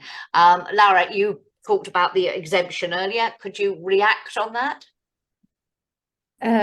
Yeah, I think it would be really good to have, to begin with, just a more clarity on where hospital exemptions are used and what are the clinical results, and that's also for a matter of patient safety. I think it would also, if a treatment exists and it is not licensed and the country resorts to hospital exemption, that would be interesting also to point out to failure to bring novel therapies to market. With regard to if it would create a competition between hospitals, I cannot really say, as I do not work in a hospital. I'm a patient representative, but I think this would really be done in very specialized centers. So I'm not sure if that would really lead to competition. Perhaps other panelists would like to have a take on this. Anna, you wanted to come in? Yes. My view is that it will not lead to competition, and there are some very clear bases for that. First, we are talking here about these European regulatory networks. Clinicians talk to each other, especially when you are treating something that is rare and is a small dose. They're already very well connected. The way to make this better is through the ask of Transform, which is transparency. So it will be very, very good to be comparing apples with apples rather than be making slightly different things that we cannot compare the data. Potentially, we may be making the same mistakes in different hospitals in Europe. That's really a no-go. So the idea of strengthening the network and the connections and increasing the level of transparency can only lead to better results for patients. So are we going to compete? I think that the chances of collaboration in this setting are far higher than the chances of competition. Absolutely. But as you say, that issue of clarity and precision, which the position paper underlines so much. Leah, you wanted to come in. Yes, I just wanted to add to comment about this request from the Alliance for the Registry. Actually, what we introduce in this proposal is the obligation from the national authorities to notify the European Medicine Agency on the approval of this hospital exemption, and that will eventually build up to a repository of the different hospital exemption. That's one from the legislative point of view, but in DG Sunday now we are working on other non-legislative actions in order to have better insights on the implementation of the hospital exemption, and that would be a study on the hospital exemption, and it will be a public procurement through the Europe for Health program. Thank you very much indeed. I don't know whether either of the Carolines want to respond on this point before we move on. I wanted to come back to the issue of regulatory flexibility in a moment, but yeah, Caroline Potet. Just to mention, in fact, that throughout the experience working with the Committee on Advanced Therapies, that's something that obviously they are coming from member state, and that's something that transpired, that indeed there was a lot of divergence in how hospital exemption was applied across member states. So I cannot talk on behalf of CAT, but I'm pretty sure that they probably welcome the opportunity to have that a bit more transparent, how the rules are applied, and also a better information sharing in terms of those therapies. So certainly something that is also a positive introduction. Thank you very much indeed. I want to come back on a couple of issues. The issue of regulatory flexibility and how to make that. Anna outlined for us some of the asks in the position paper in that area. Do you think it goes far enough? And what for you are the key challenges if we're going to make this really work? Caroline Mougin, for you on regulatory flexibility, clearly in an area like this, absolutely crucial. Do you think we're on the right track? You've just muted yourself. Yeah, there we go. Sorry. By regulatory flexibility, I'm thinking about the engagement with regulators. Is that what you mean, Jackie? But also accelerating the process, making sure we heard MEP Tomislav Sokol talked in the last session about making it faster. I'm thinking about things like Prime, those issues where, you know, how do you say in some cases, learning the lessons, for example, of COVID, we could have temporary approvals and later on there are some issues around that in the Transform paper. Those sorts of issues. Yeah, I mean, we welcome that the regulatory approval can be speeded, but that should also be very much also aligned with other stakeholders such as HTA bodies and payers. So the evidence that we generate for across stakeholders need to be quite aligned. So that's an important point. Regarding Prime, I mean, there's some revisions of such provision, which is very welcomed. We really need to make sure also that the eligibility criteria of such pathway needs to be broad enough that it includes advanced therapies, and that we see that as an opportunity to remove or shorten the gap that we see today between different geographies. We see, for instance, many ATMPs being designated breakthrough in US, but not Prime designated in EU, and that creates potentially a delay to approval, at least between these two continents. So such provision is something really welcomed and that we see positively. Thank you. Perhaps Leah and Caroline Potet, you could react on this and also talk a little bit more about the regulatory sandbox approach and how more broadly it's going to work. Leah. Yes, thank you. For the regulatory sandboxes, I want to... Can you get a little closer to the mic, Leah? You're sounding very echoey suddenly. Yes.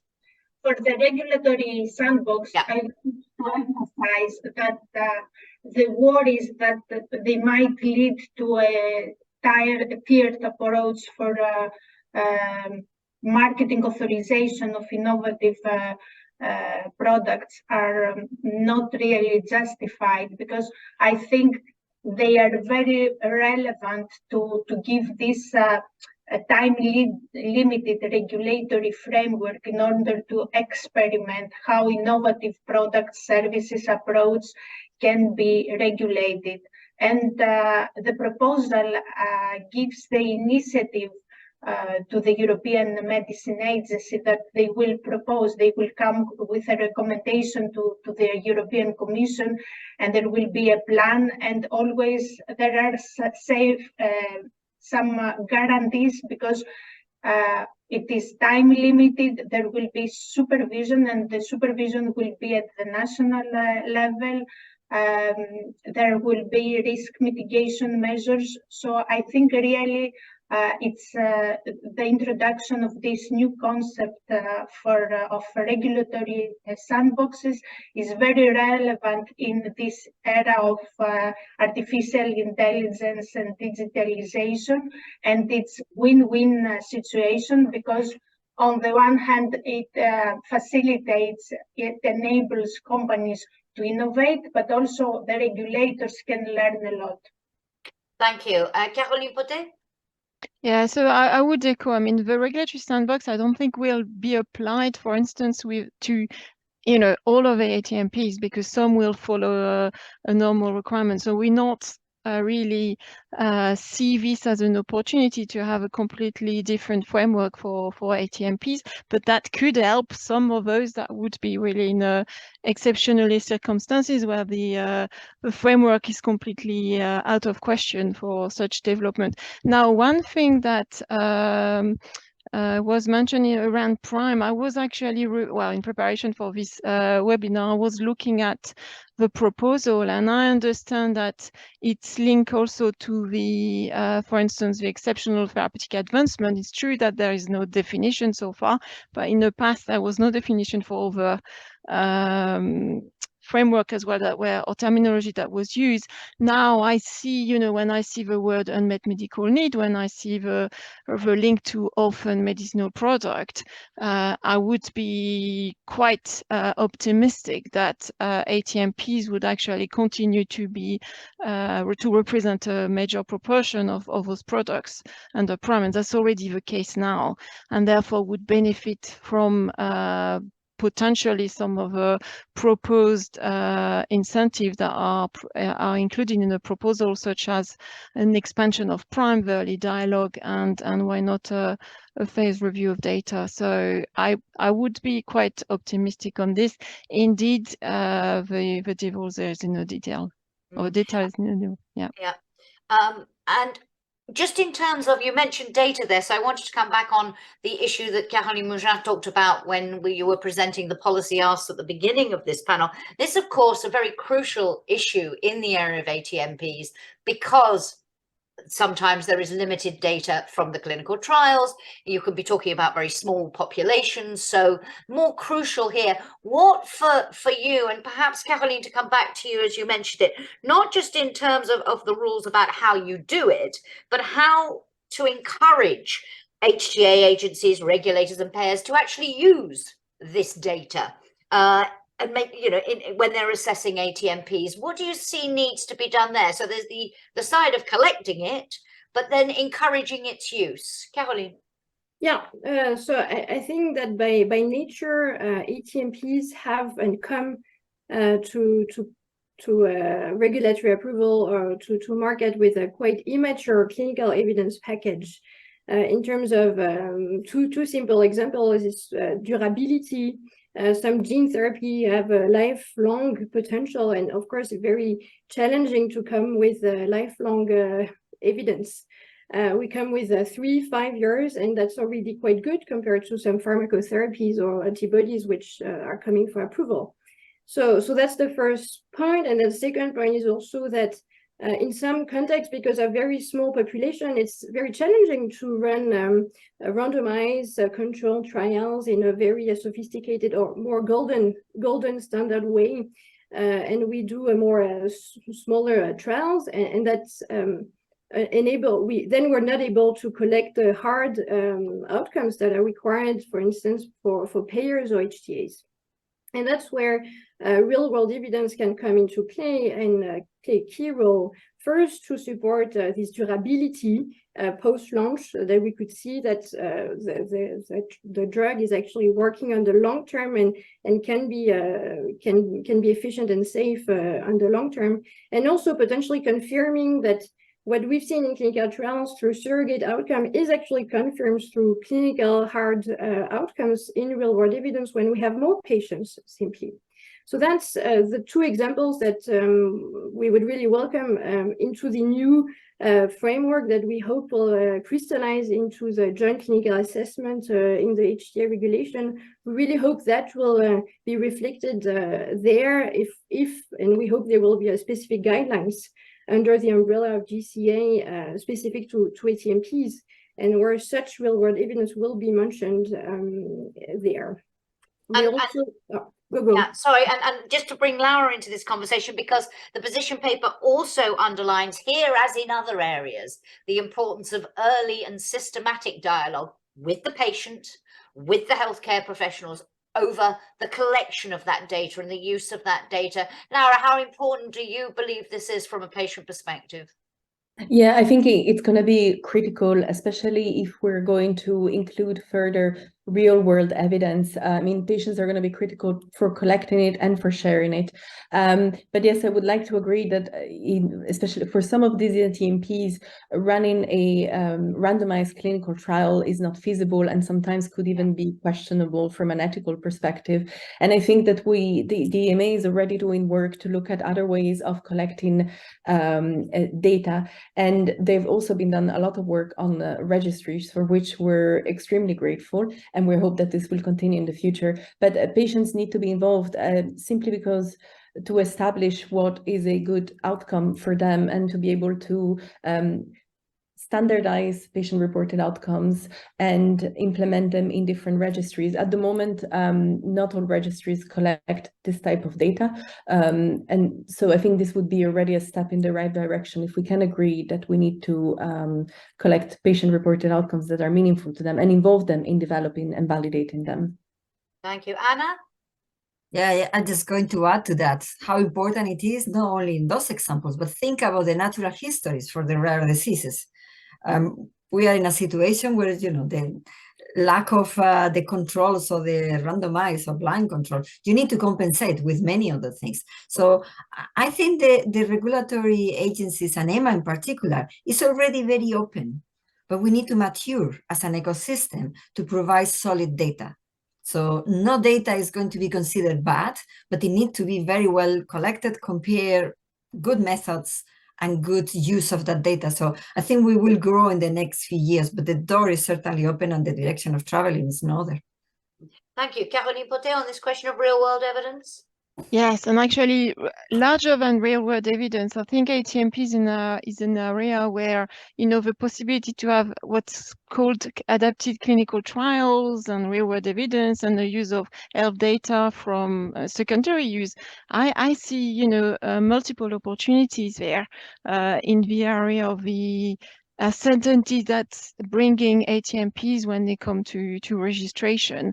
And that's certainly, as Anna mentioned, not something that's going to stop now. And if you look at a number of work plans from whether it's the methodological working parties or CHMP and CAT, there are a number already of activities looking at some of this in real-world evidence, in small patient population, and that's also actually taking the form usually as whether it's reflection paper or guideline with possibility for stakeholders to have input, because everything goes through public consultation. So I think all of what I'm hearing around the need to talk together, consult, and have engagement from all the relevant stakeholders will hopefully increase certainly in next month, years to come. Thank you very much indeed. And Leah, a couple of questions directed really at you. Please do comment on that issue first, if you want, then I'll come to the others. Thank you. No, just I would like to complement what Caroline said, that indeed, if we see the work plans of the committee, for example, CAT has launched the project on the use of word evidence for ATMPs for the decision making, and they picked up a particular case of the SMA, the spinal muscular atrophy. So I think the idea is pretty much mature among assessors. Thank you very much. Specific questions. And one more thing, that the evidence shows that the patients are more willing to stay within the registries than long-term clinical studies. Absolutely, absolutely. The other two, one was relates to the GMO requirement, and you talked about that, and we touched on that in our last session when we talked about the streamlining of the environment risk assessment under the regulation, and the paper, Transform paper, calls for consideration of complete derogations from the GMO regulation for ATMPs under certain circumstances. The questioner says, do you see the suggested change in the GMO requirement for clinical trial applications? Would it remove the hurdle for sponsors at the member state level with regard to GMO approval? And there's one also for you really about this regulatory sandboxes, saying, is the sandbox approach going to be limited to medicines or their mechanism of action, or will it also be applied to technologies that are used to develop them, for example, point of care manufacturing? Can you pick up on one or both of those, Leah? Yes, thank you for the questions. For the first question, for the GMO, absolutely. It will reduce considerably the hurdle for a sponsor of clinical trials, especially for the so-called multi-sites clinical trials. So in the past, or not in the past, at present, because we will expect some years for this pharma proposal to be adapted and implemented. But one sponsor has to apply to the so-called GMO submission to several national authorities. Will no longer be the case. So no notification, we don't have any link to the GMO legislation, the authorization of the clinical trials, everything will be under the pharma legislation. So in that sense, yes, I think it will reduce considerably the hurdle. For the regulatory sandbox, no, I don't think it's limited to products, because the regulation uses the words to services, to approaches. In that sense, the development will fall under the scope of regulatory sandboxes as well.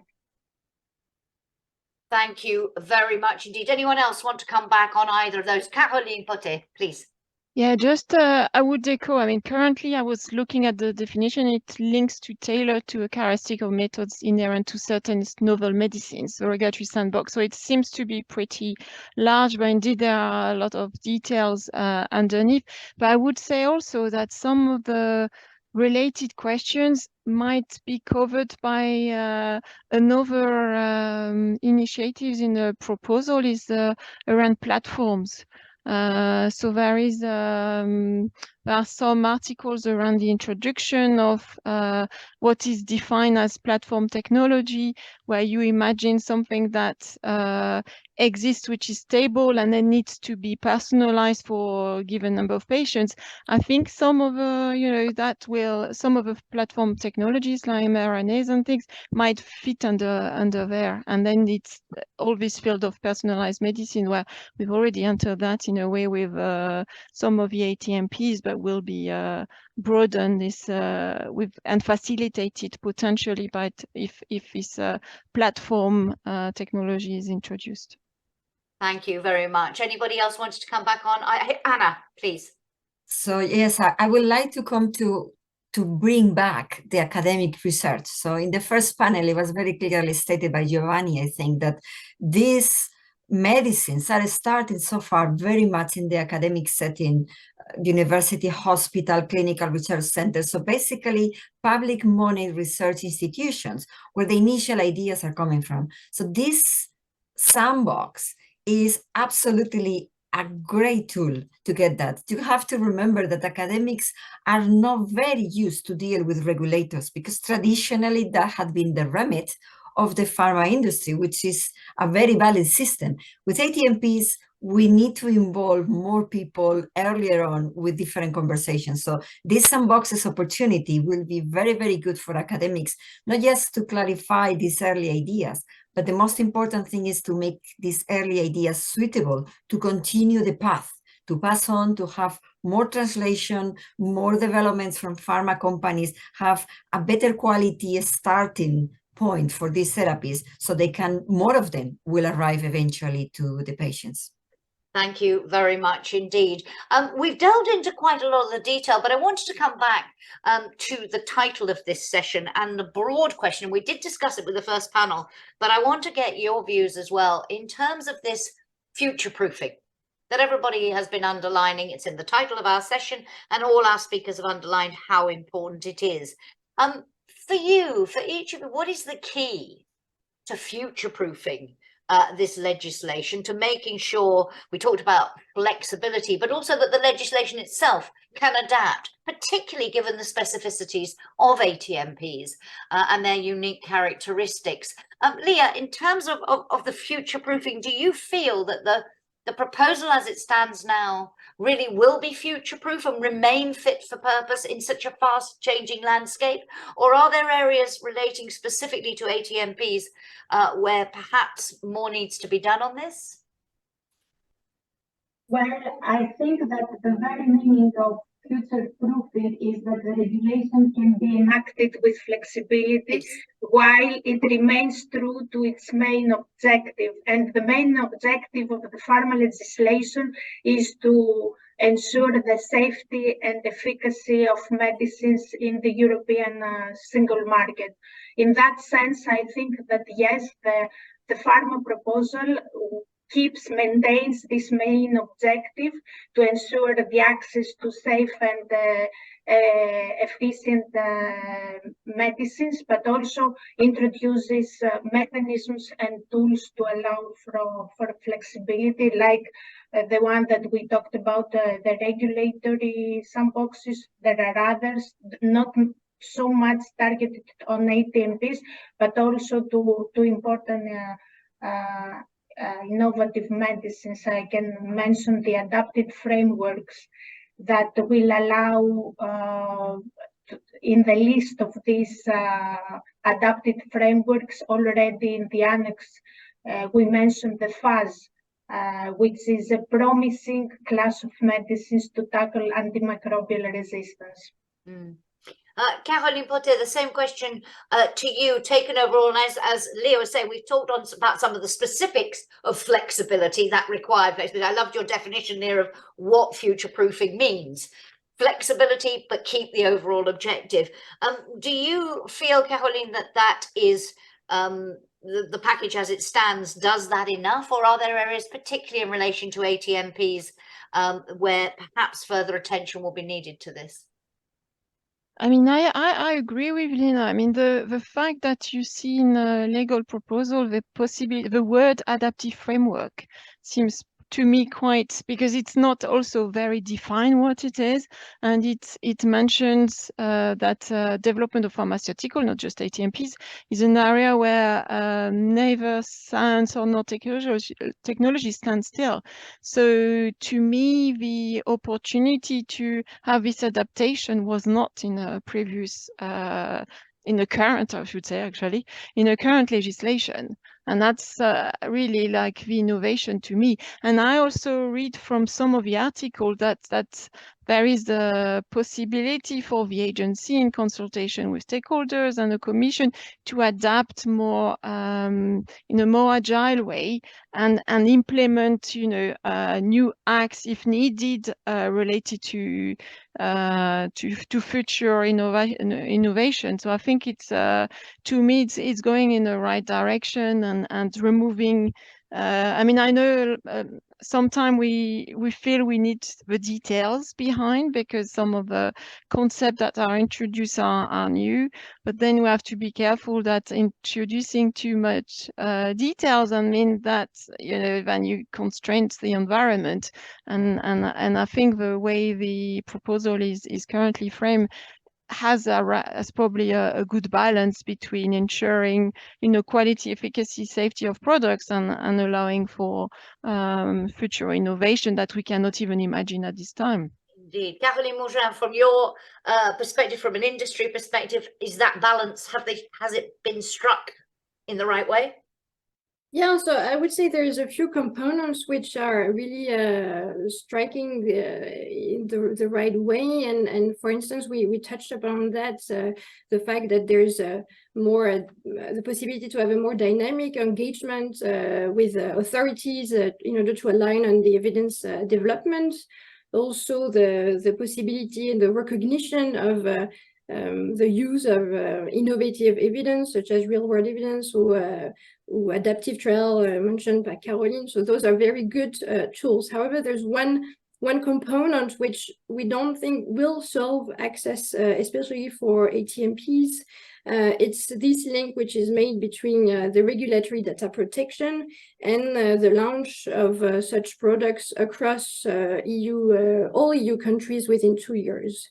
That will not solve the access issues, because the current barriers of having launching all these products, this product within all the member states lies much beyond the EU and the industry control. There's many rules which are national, and these are very specific, and there's, for instance, some countries need to wait for the launch of that product in another country. So there's a very thin sequence which is not in our control. And on top of that, ATMPs are, as we mentioned before, delivered in center of excellence, and sometimes, unfortunately, centers of excellence cannot be present in all member states. So that makes this specific piece of legislation very difficult to apply, especially for ATMPs. So that's this, I know this is an issue that the Transform Alliance is still discussing. A lot of work to do in this area to find a way forward, find a consensus on the best possible approach. Yes. Anna, from your point of view, future-proof enough, in the right direction, devil in the detail? Devil in the detail, for sure. So the door is well set. We have apparently quite a lot of flexibility and a lot of things that we'll do. And not just we have been talking here, the sandbox, obviously, the streamlining. I'm just going to put one worry on the table, additional. When we are talking about future proofing, we are thinking about what is going to be new in the science that we don't know now. And we say that because looking back 10 or 20 years ago, we see how fast this changed. So it's very difficult for a legislation and a regulatory system to be guessing what is coming or even moving at the speed that the science is moving. So we need to cope with that. But then we also need to think that we are now talking mostly about rare diseases and orphan drugs. And these drugs are the future. So we also need to have the flexibility to get out beyond the rare diseases into perhaps more common. And that's a new set of problems that we need to be very careful that this legislation is also prepared to cope with. Thank you very much. Laura? Thank you. Yes, so I do agree. The spirit of the legislation remains to ensure that medicines are safe and efficacious. I think one thing from a patient perspective that we would like to see is the continued involvement of patients in regulatory processes from an early on stage, and not just as a tokenism, and also really to recognize the value that the patient perspective as the end user can bring in the development and the licensing of medicines. And I think in addition, and I must really commend the EMA because it's been doing a great job in involving patient, training patient, and I think this could be extended also to national reimbursement agencies, because because as we saw, this is often where the problem lies. And often these agencies, if they reach out to patients, it's done very much in a rush without giving them the opportunity to come to have a full and ongoing dialogue about this. But yes, this will be could keep the end users in the loop so that they can give you live feedback of what is needed on the market.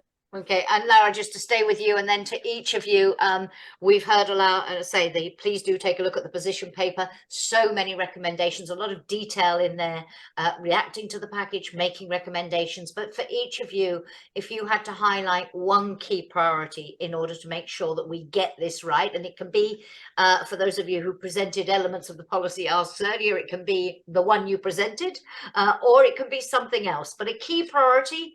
And it can also be beyond the package, because as we've talked about in this session, we've been talking about legislation, but we've also been talking about using existing frameworks, existing infrastructure as well as possible. So for each of you, by way of a conclusion to this panel, your key priority, if you can select one. Laura first, and then I'll run through the rest of the panel. Laura.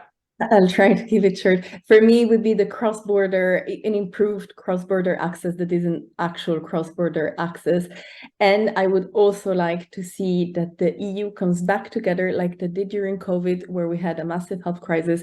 There is still an ongoing health crisis with rare diseases. Many patients do not have access to treatment. They have a very short life expectancy, and we need to rectify that. And so if we could learn from COVID, which was not a perfect process by any means, but it worked in delivering treatment and preventative treatment to patients. If we could learn and replicate that in other areas of unmet need, that would be fantastic. Thank you very much. Anna, your key priority.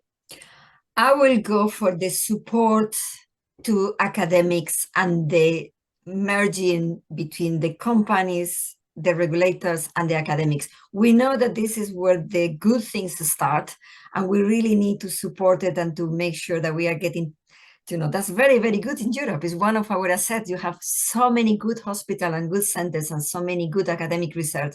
We need to maximize that and make sure that that is the beginning to many medicines that arrive to the patients.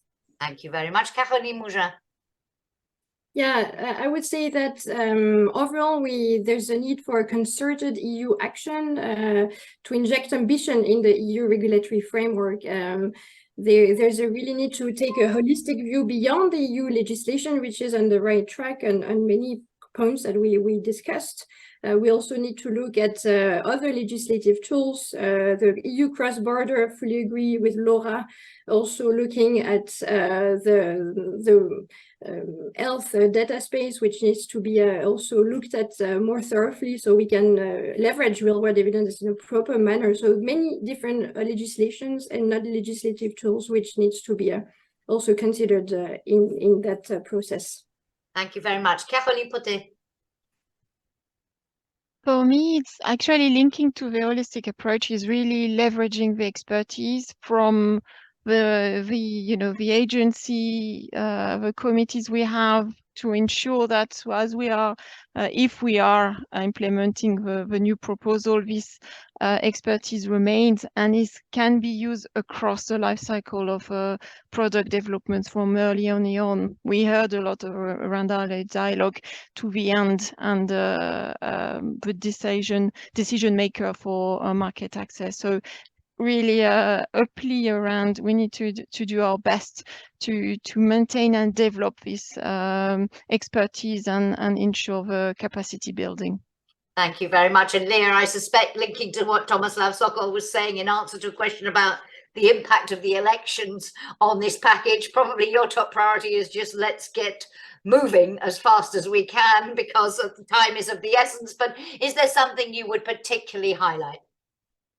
Well, I will use my last minute in order to say just 2 words about PRIME scheme that has contributed, has driven rapid progress in the development of ATMPs.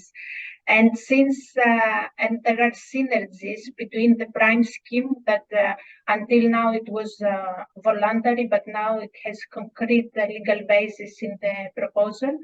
And since orphan products for unmet medical needs were highly represented in Prime Scheme. It's interesting how the incentives for orphan medicinal products that now goes from the standard 10 years to up to the generous up 13 years will driven further this progress. Thank you very much. Thank you to all of you for a great discussion. I wish we had twice as long, so many things to discuss, but we've covered a lot of ground, and this conversation, as they say, will run and run. But thank you so much for bringing your perspectives, and thank you for sharing with us the key elements of that position paper to our Alliance members, and for discussing them. As I mentioned at the beginning, there was a link, still is, in the chat to the position paper, and it is on the Transform website, so you can find it there. And as referenced by the title of today's event, and what's become very clear during this discussion, is that this revision of the pharmaceutical legislation really is a once-in-a-generation opportunity to address some of the barriers that prevents patients from benefiting from ATMPs now.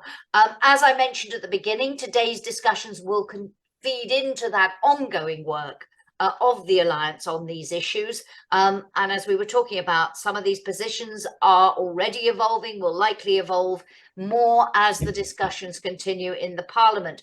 One of the aims of Transform is to bring together precisely that multi-stakeholder approach that we've been talking about being so important all afternoon. And Transform brings together that diverse range of stakeholders, including patients, clinicians, researchers, and the pharmaceutical industry, and they're connecting regularly with the policymakers to make the sort of evidence-based policy recommendations that you find in the position paper to achieve safe and timely patient access to ATMPs in the EU.